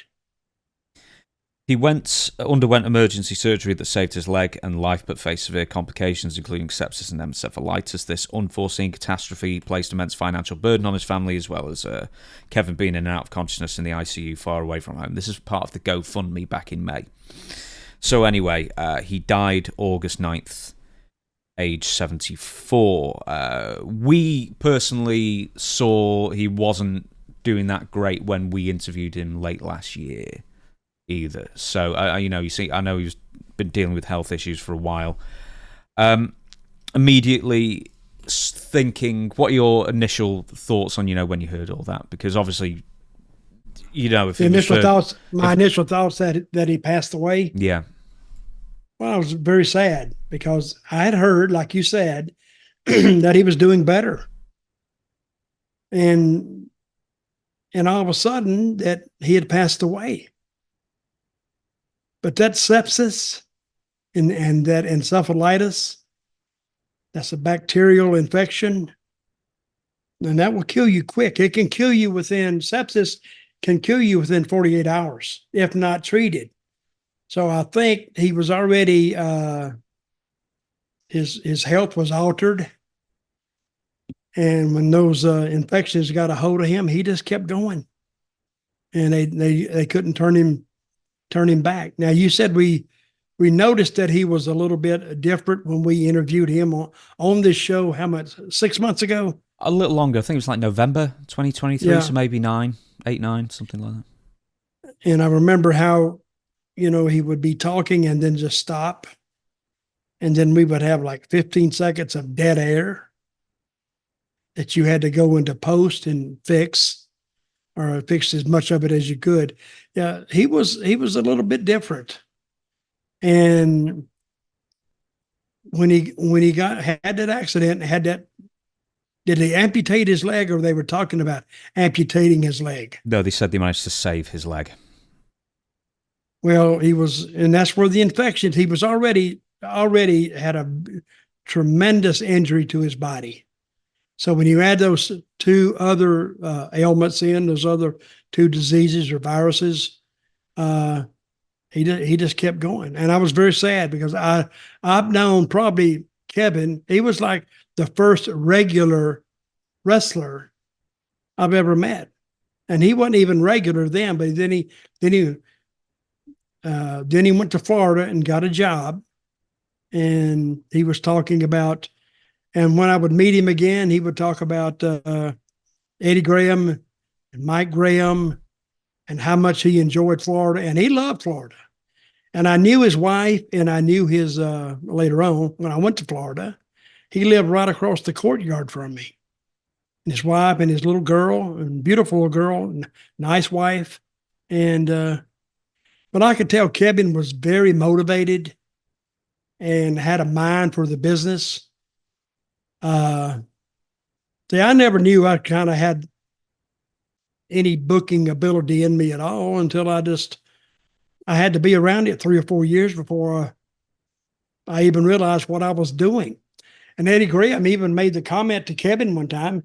He says it takes about 5 years before you realize what you need to do. And that's a long time, but he's right. It takes about that long.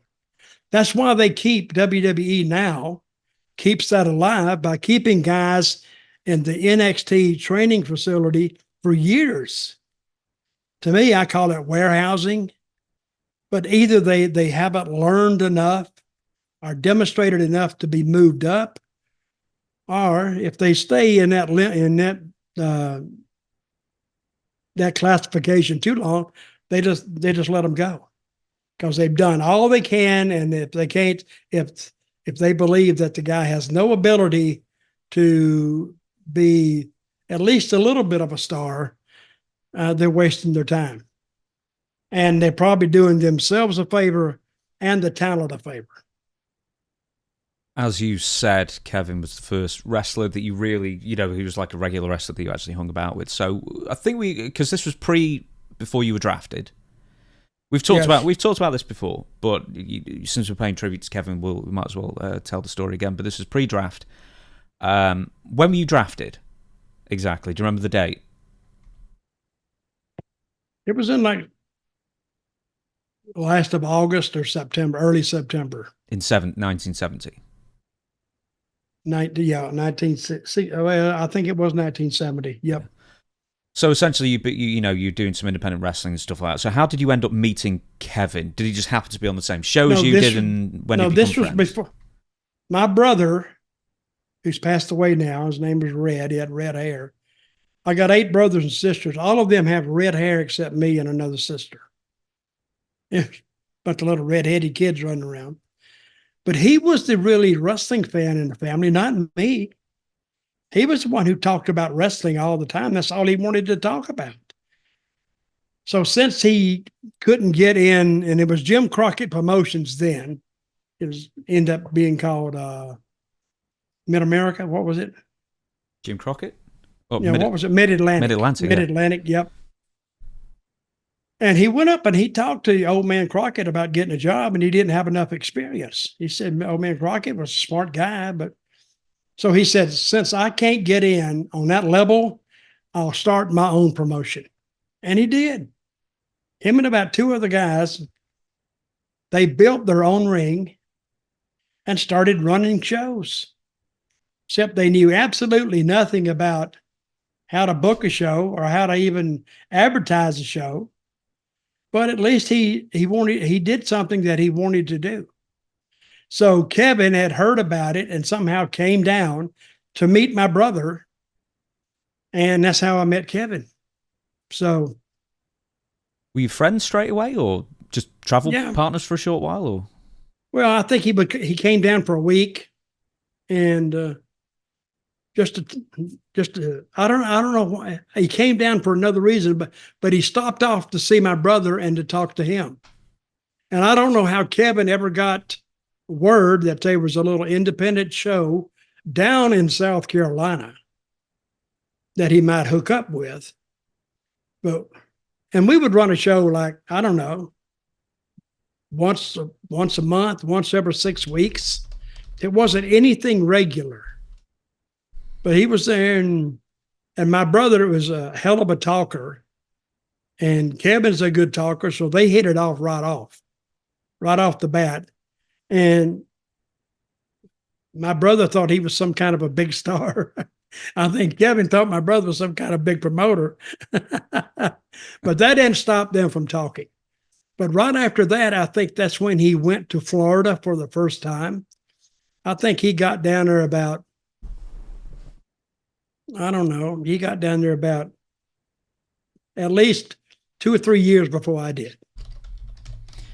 I'm just looking at dates now. So you got to Florida in 1975. In fact, one of your first matches, you were tagging with John Foley against Danny Hodge and Frank Hester. Yep. Goodness me. John Foley, I didn't realize he was your first tag team partner there. We'll talk about John another time. I think we've talked about him before anyway. But in regards to Kevin Sullivan, how good of a babyface was he? Because I guess it would have been a bit more in his favour because he was he was fairly small. Yep. I mean, 5'6" or something like that, tagging with Mike Graham. How good was he as a babyface? Oh, he was very good. But you have to envision that wrestling fans were different in those days.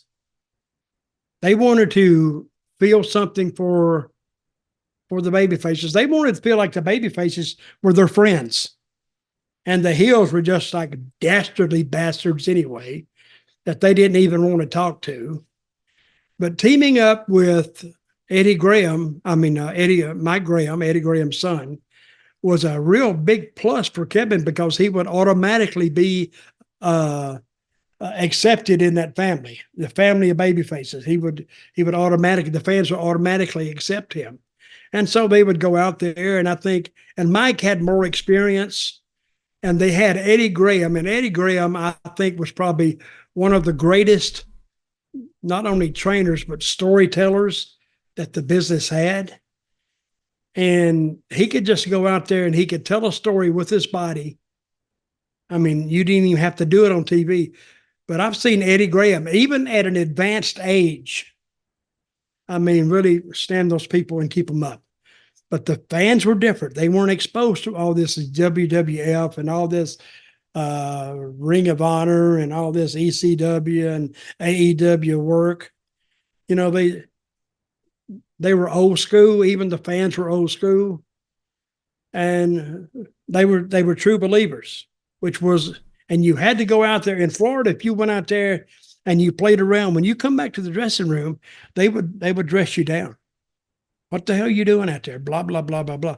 Because Eddie Graham wanted the people to believe, even though it was scripted, and most of the people at least 50% of them, believed it was scripted, or as they use that word, fake.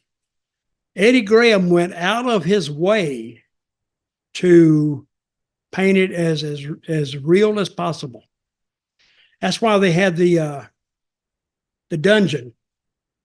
If they would invite people when they made comments to the office or to Eddie or to any of the promoters that wrestling's all fake. And he said, okay, well, would you like to find out how fake it is? Yeah.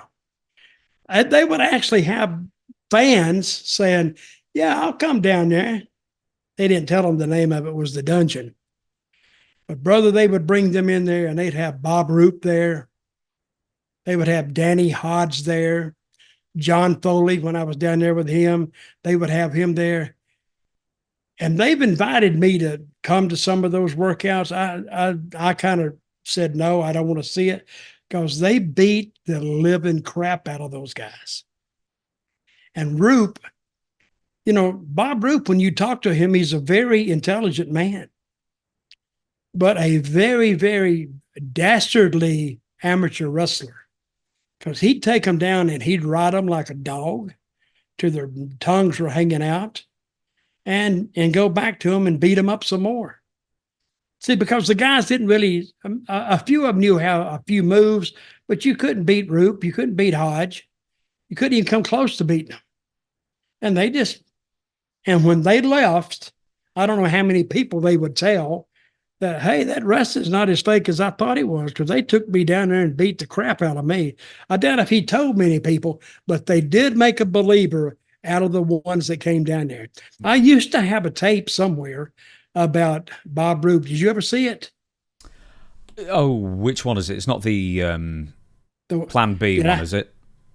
Did I send that to you? Which one is it? The one where he's cutting a promo and he's saying he's trying to blackmail a promoter, or is this something different? No, this is when he had a guy in the ring and they filmed it one day. I think I've seen it. It's on Legends of Wrestling Roundtable. There was clips of that being played, and it's heavily bleeped. No kidding, because you have to bleep it because the guy's crying. And you're not seeing a guy just get beat up. You're seeing him being tortured. Now, unless you have a desire to see somebody actually getting tortured, because Trump and John and Danny, they had this move where they could dislocate the shoulder, just get it hooked in the right way and feel around and pull, that whole shoulder would come out. Now, you got to train and study to be able to do that. And they could do it. And they were trying to dislocate this guy's shoulder. I think they finally did. But what they did, they put it back in before it was over. But anyway, one of the guys they had, he actually, they had the office up front here, and in the back was like a big, a big storage area, and they would put the ring up back there. And they had a side door you could go outside. He told them, he said, wait a minute, I got to get out and take a break. And they let him get out. He ran to the door and kept running. And he ran out on the street, and the first police car he saw, he stopped it. And the police brought him back to the sportatorium and knocked on the door. And he says, is there a Bob Roop here? And Bob come out there, and everybody knew who he was. They said, this guy says you're trying to kill him. He says, what? I'm not trying to kill him. He said he wanted to be a wrestler. We're just wrestling. Maybe he can't take it. And the cop said, man, get the hell out of here. You set this up and then come tell us that he's trying to kill you. Get out of here. So that's the last time they saw that guy. But and there's other horror stories that I've forgotten now. But that dungeon, the dungeon pit, or whatever they called it, was a bad place for fans to go and badmouth the business. Getting back to Kevin, he's one of the outliers at the time, I guess, because he turned into a real body guy, especially in the early 80s, because I don't know why. I think I may have asked him.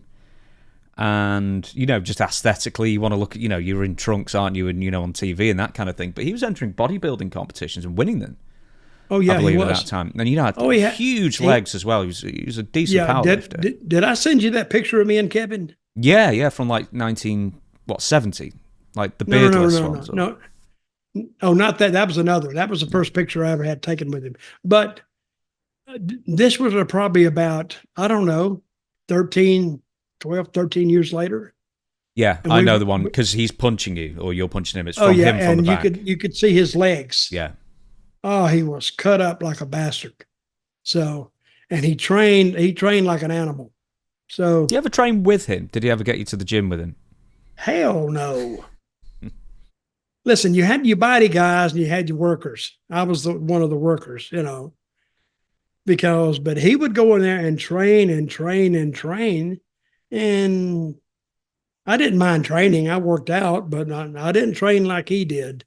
So you could leave yourself in the gym and you got in the ring that night, you didn't have anything left. What was Kevin's relationship like with Mike Graham? Because they spent, years together on the road. I think people forget that they were in the WWF at one time as well. They travelled quite a lot. Tag team champions numerous times as well. And aside from the fact that Kevin would always be the one who got pinned in Florida and not Mike, because, that's how it goes. Was it a love-hate relationship? What was the relationship between them two? No, I don't think so. I think they legitimately liked each other. I think Kevin liked Mike, and Kevin loved Eddie. He was his mentor. He loved Eddie Graham because Eddie Graham, he was a tough bastard. Eddie Graham came from somewhere above Chattanooga, Tennessee, and his family didn't have a lot of money. So he got into wrestling somehow, and he teamed up with Dr. Jerry Graham in WWE, or the old WWF, and drew a lot of money. And I think he went to Florida, and he had made enough money. Then he says, I want to buy the territory. And there was the owner of the territory then was Leroy McGurk, I think, or Cowboy Leroy McGurk. I think. Maybe I'm wrong. Or maybe he owned Oklahoma. I thought Bill Watts had bought that off him. So I think Leroy Luttrell, Cowboy Luttrell. I am literally proud of myself for having thought of that name. I hadn't thought of that name in years. But he ended up buying the territory. Eddie and a couple of guys, a Japanese guy, and a few more. They bought the territory, and then Eddie molded it into what he thought wrestling should be. And wrestling was very, very hot in Florida for a number of years, for at least 10. And then Dusty came in, and of course, Dusty, the miracle he worked, and a lot of sellouts, and Eddie made a lot of money off that. Now, when I went down there, I think it was 1984, late 1984, to book, because Dusty had just left to go to Mid-Atlantic, but gutted the territory. He took everybody who was anybody, plus himself. Well, hell, he took all the drawing power. So when I went down there, brother, those buildings were empty, even the Tampa Armory. Nobody there. And I looked out there, and Eddie come up to me and said, well, can you do anything with it? I says, well, I'll try. And that's what I did. And it took me about at least 3 months to even get the people back watching it again. And then it kind of took off. But unbeknownst to me, Eddie was having financial difficulties. And one night, it was Super Bowl Sunday, 1985. We had worked in Orlando, but an afternoon show, because the Super Bowl was at night. And then at the end of the show, we got the word that Eddie Graham has attempted to kill himself by shooting himself, but he wasn't dead. And then they told that he didn't only shoot himself one time, he shot himself twice. Now, can you imagine being so determined to die that you're willing to shoot yourself twice in the mouth or in the head? And that's what he did. And then they put him on life support. And then they pulled the plug about, 2 days later or a day later, because, his brain was showing no activity, but his body was still was still hanging in there. And I remember Dusty coming in for the funeral. I think they took him off the life support maybe on a Monday, because on a Wednesday I went into the office. That's the day we did TV, and Dusty was there in my office because it had been Dusty's office before. So when I walked in, Dusty was sitting behind the desk, which he can still considered his desk. So I sit down and, he started talking about Eddie and the problems that he was having. I still remember, I'm kind of remembering what he's trying to say to me. He said, Dutch Mantell. We had just had a sellout in Sarasota. It was me and Flair. We had a sellout.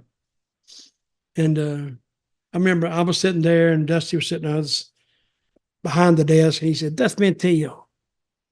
He said, sellout in Sarasota, baby. That's a hell of a thing, baby.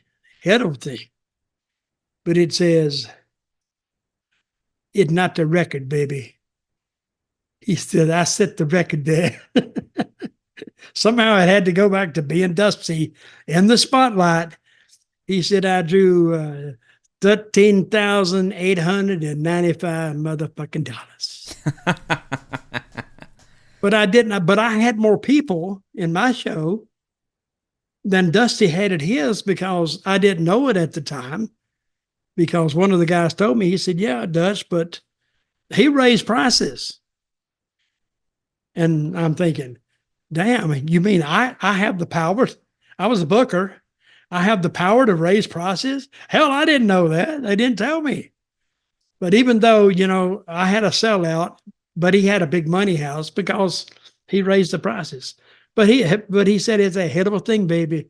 Hell of a thing. Sarasota, Robards Arena. Sell it. 13,895 motherfucking dollars. And I ended up telling this to Cody one day. He was on a trip coming back from somewhere in WWE. And I told him that story. Oh, he loved that story. But Dusty was a good guy. And Eddie and was a good guy too. Good guy to work, because Eddie knew what it was like to not make any money in the wrestling business. He wasn't making any money then. I mean, he was making money because there was no money. If you were paid out of the gate, you weren't making any money at all, because the territory was that bad, because everybody was gone. Because I've always said, to get people over, it takes time. You can't throw it all at them at one time. It's a little bit here and a little bit there and a little bit. And now when you're trying to get one guy over, now you can be working on getting another guy over, another guy over, another guy over. And finally, and Buddy Fuller he said a simple deal is you push one good guy for 4 weeks, and he talks about this other bad guy, and you push this one bad guy for 4 weeks. He talks about the good guy, and then finally you throw them together. That's how you draw money. So, and that does work, I think, if you put all your emphasis on that. We are going to get to the Army of Darkness in a second. Something I didn't realise until I started researching it, but Kevin Sullivan would turn turn heel against Steve Keirn. Essentially, Steve Keirn was walking through the ring and he attacked him and pinned him, and then that was it. For the rest of his career, he was a bad guy, which it just, sometimes you just really harken back to the old days where it was that simple. But I think he also said something about his dad, who had been a Vietnam prisoner of war. Mm-hmm. Was that the Kevin that said it? I don't know. Let's say yes. Or maybe Bob Roop said it. Oh, well, there was something with Bob Roop in California. So very briefly, Roy Shire, that territory was down. Kevin Sullivan and Bob Roop went over there, did something. I think Bob Roop shoulder breakered one of Kevin's family members, or supposed family members, got the territory up massively and, sold out, and then they just both disappeared, and that was like the last sort of hurrah of the San Francisco territory. I talked to Kevin when he was in San Francisco, and he was saying, "Man, you need to come out here. You need to come." And I says, "Hey, from where I was, San Francisco was like Japan. I mean, that distance." And I got out my trusty Rand McNally road map, and I started looking, and I think it was in Atlanta. In Atlanta, and you go here, then you go here, then you go through Dallas, then you go to Phoenix and work across. Brother, it was like 2,700 miles. That was the days before air travel, or for me it was. And I said, I don't know, that's almost too far to go. And then San Francisco, when you got there, you had to go up the whole state of California to get to San Francisco. So needless to say, I didn't go. You could have been part of the last death throes of that territory, but probably wasn't worth the trip. Who was the promoter in San Francisco? That was Roy Shire. Roy Shire. Yeah, that was it. So we're gonna move over to Sullivan. He invented the battle royals. Yes, and they would work that down because Roy Shire was a detail guy, and everything had to be done here and here and here and here, and so he invented it. And they did once a year. Kevin loved it. Yeah, once a year. Yeah, they did. So, and that's where the Royal Rumble comes from, because Patterson took that and added his own spin, I guess. So the Army of Darkness was a response to the Satanic Panic in the States, where unsubstantiated stories of abuse and substantiated stories of abuse regarding satanic rituals were being leaked to the media. Do you remember this? The Satanic Panic? I mean, obviously I'm too young to remember this. Charles Manson. Right country. The Charles Manson murders. Well, that was in 1969. Well, yeah, but see, but that was still in the news quite a bit because of the sheer brutality of it and how they were. So he took that and started playing with it. But I actually think Kevin kind of got into it. He kind of likes stuff like that anyway, that dark stuff. And nothing is better than if you actually believe in something. Kevin kind of believed in it, and it showed because, Kevin was over as a heel, very over, because, even though he wasn't a big guy, he was still an evil guy. And that's what resonated with the fans. Buddha Dean himself took me to the pyramid and gave me the beetle nut to chew on. He's got great delivery, especially like with that thick Boston accent. And he's talking about, the Hall of Memories and the Tree of Roe and Dusty Rhodes. I'm doing Dusty. Dusty Rhodes, it's your karma. It's your karma. You got karma. Karma, yeah. Yeah. Hey, the first time I met Kevin, I swear to God, I couldn't understand him. He would say something like, "Hack the car." I said, "What? Hack the car? What are you saying?" He said, "Hack." I said, "Oh, park. The car. I got it. So we had to go over through another line so I understood what he said. But he had a really, really thick Boston accent. And he used to talk about going to, he was such a fan, he would take the train from Boston all the way down to New York City. And he said it was pretty cheap, really. And he could get off at Union Station. I think he got off, he said. And I guess the garden was very close to there. And he'd walk to the garden, buy a ticket, go in, watch the show. Then he would come back out and just reverse it and go back to Boston. And he had some great stories about like the Sheik. He said when the Sheik would show up against Bruno, he said you could feel it in the crowd. He said it was like, you could just tension in the air. And he said when the Sheik came out there, it probably took him like 5 minutes to get in the ring, not doing his entrance, but dodging the stuff and people trying to get him. So he said the garden had a certain magic to it. So, and when I first walked in the garden, when I was working for WWF, I guess it was WWF days, I guess. But I wasn't disappointed, but I was disappointed in the locker rooms, in the dressing rooms, because they must have given us the damn basketball dressing room because it was kind of small.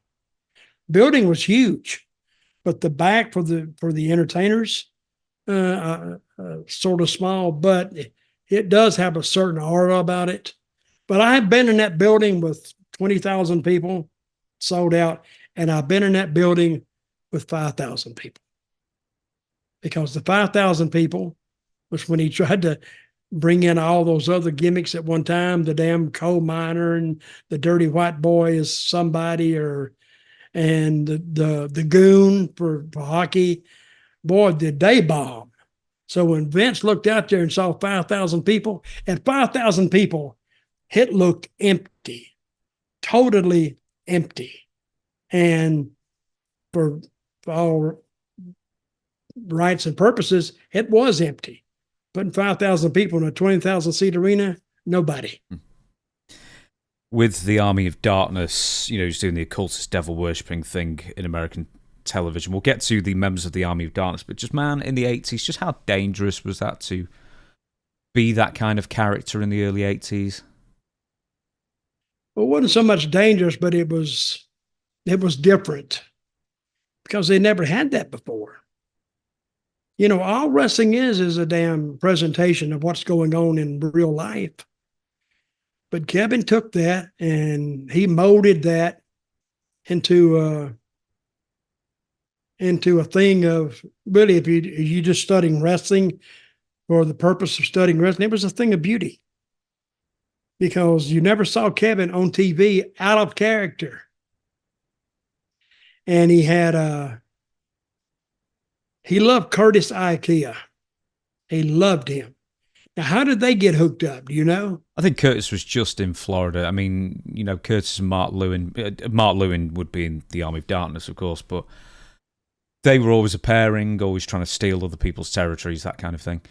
And which apparently they tried quite a few times, including with Stu Hart, would you believe? Like in the 50s or 60s or whenever. Who did? Who tried to steal Stu Hart's territory? Curtis and Mark Lewin.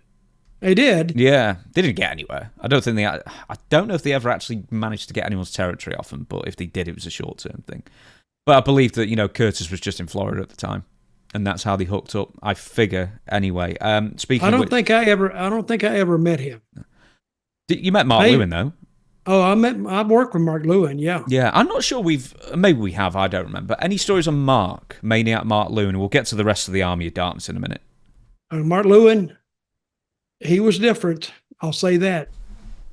You'd come in, you sit down in the dressing room, and he'd just look at you. And you see him looking at you, and you go, "You're looking at me?" And he'd just stare at you.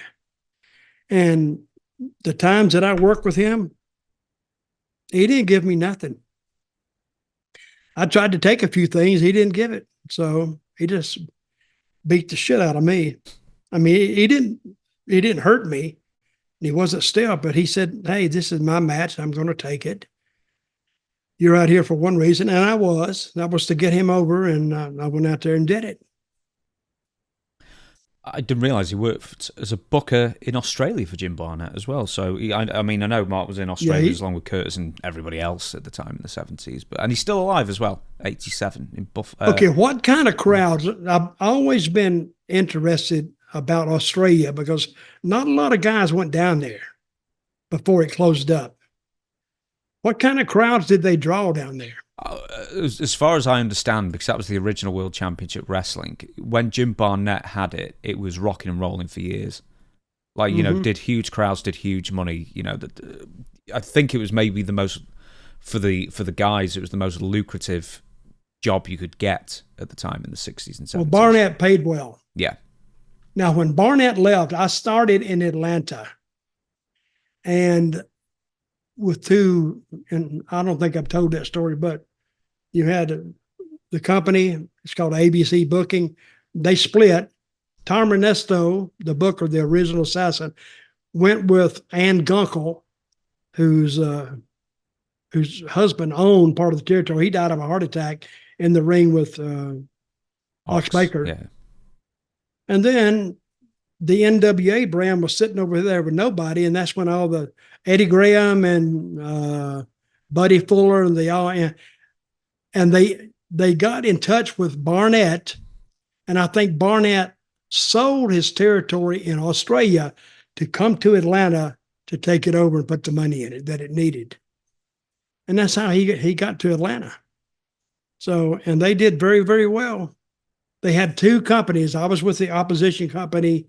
Jim Barnett had the other one, and we were both selling out. We would sell out on Tuesday night, and they kept the Friday night date at the Municipal Auditorium. They kept that, and they would sell out on Friday. So it was weird, but I was there in the middle of a wrestling war. There's something that I think we have to a point, but not like really in depth, as the Georgia Wars, and maybe we should revisit it some time. I'm going to give you the rest of the Army of Darkness members. Mark Lewin, we've talked about. Bob Roop, we talked about beforehand. Mike Davis, Mike the Dream Davis. Do you remember that guy? I do remember him, and he did nothing past that. No, he just did a Dusty Rhodes impression. So he was like hypnotized by Kevin Sullivan and did a Dusty Rhodes impression. That was about it. Best I could tell. The Lock, Luna Vachon. Yep. Was in the Army of Darkness. And Fallen Angel Nancy Sullivan at the time as well. Have you any stories on Luna or Nancy to share at this point?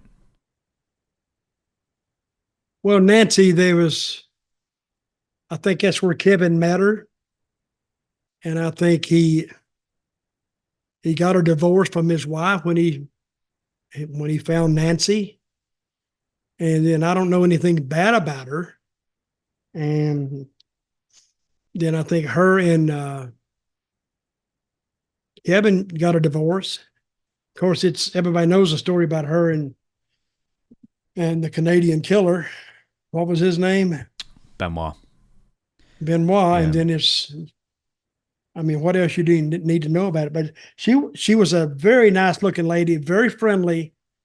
And Kevin didn't protect her like Savage protected Miss Elizabeth. But there's a weird dynamic with them, I think. Yeah. Kind of. Because Kevin, I think this was I think Kevin was he's taking all kind of drugs. He was spacing out and zoning out, and Mark Lewin was a little bit of a drug taker too, so they would get all messed up, come up with all these ideas that sounded great while they were under the influence of drugs, and they would get up in the morning and they would say, "What the hell did we decide last night to do? What was that again?" And he probably couldn't remember it, but he did come up with enough good ideas that popped San Francisco and popped a few more places. On that basis, closing thoughts on Kevin Sullivan. He's for my generation, I guess, he's more well known as a booker because obviously we didn't get the territory wrestling, and I know him from WCW and later on in interviews and all the stuff he booked and booking the NWO and stuff like that. But sort of like closing thoughts on Kevin Sullivan and anything as far as like his creative mind goes as well. Well, I think I think later on in life, I think he kind of, it's like a writer. A writer, he has periods of productivity, and then it kind of, what they call the writer's block. I think Kevin had years and years and years of creativity that drew money, and then he hit the wall. But he still knew what it took to get angles over and to tell stories. I think he'll be remembered as a guy who really had a lot of great ideas, even though a lot of them weren't used. And he had a great way of making everybody feel special that he talked to. See, Kevin, when he talked to you, it's like you've known him 10 years. And he would talk to you and let's do this. And he had a little bit of that Eddie Graham when he was giving you a finish, and Buddy Fuller did this too. They would get excited, even telling you a simple finish. And I've told this story before, is they give me a finish one time, had me so excited, and I was losing, I couldn't wait to get in the ring and get pinned. I was pumped up and got in the ring, had a hell of a match, got out, and Eddie said, a hell of a match, hell of a match. And see, that's what a lot of guys, that's a great compliment when the booker tells him a hell of a match. So he liked it. So if the booker liked it, he knows what he's looking for. The fans will like it. But he had a very creative mind, good guy, easy to talk to. And it was like he's a wrestler. He came along the same route as all the other wrestlers came along. So he understands what it took to actually be a wrestler in the business back in the late 70s, the early 80s. And he understood the problems and the travel. And he still had a mind for it. And I think even today, well, not today, but right before he passed, I think if you set him down and said, what do you think about this? He'd have some great ideas. Absolutely, I think as well. On that note, we're going to close down this show. So I said, we've got a bit of time to talk about Kevin Sullivan. We've managed to go 20 minutes over now, so we'll sort of shave some stuff off, shave some time off for Ask Dutch Anything, because I knew talking about Kevin Sullivan wouldn't be a 10-minute segment, so it had to be. But rest in peace, Kevin Sullivan, and lots of tributes paid to him as well. And something that you said at the end there is he's one of those guys who never met a stranger, that kind of thing, and he always made you feel special when you spoke to him. I got to tell you this story. I can't tell it here. I'll tell you this when we go off the air. It's a great Kevin Sullivan story. Oh, God. I'll know it, but... Yeah. No, you won't know this one. No, I mean, I'll hear it when you say it, but what a tease. What a tease to end it on. Oh, yeah. Well, I may tell it one day. So... Okay, then. See, I try not to tell... Well, it's not a bad thing. It's just... I don't think, he would like it to be told. It's funny as hell. Okay, well, I'll look forward to that, guys. So we'll see you again on Tuesday for Ask Dutch Anything. And that's pretty much it. We the people. We the people. See you then.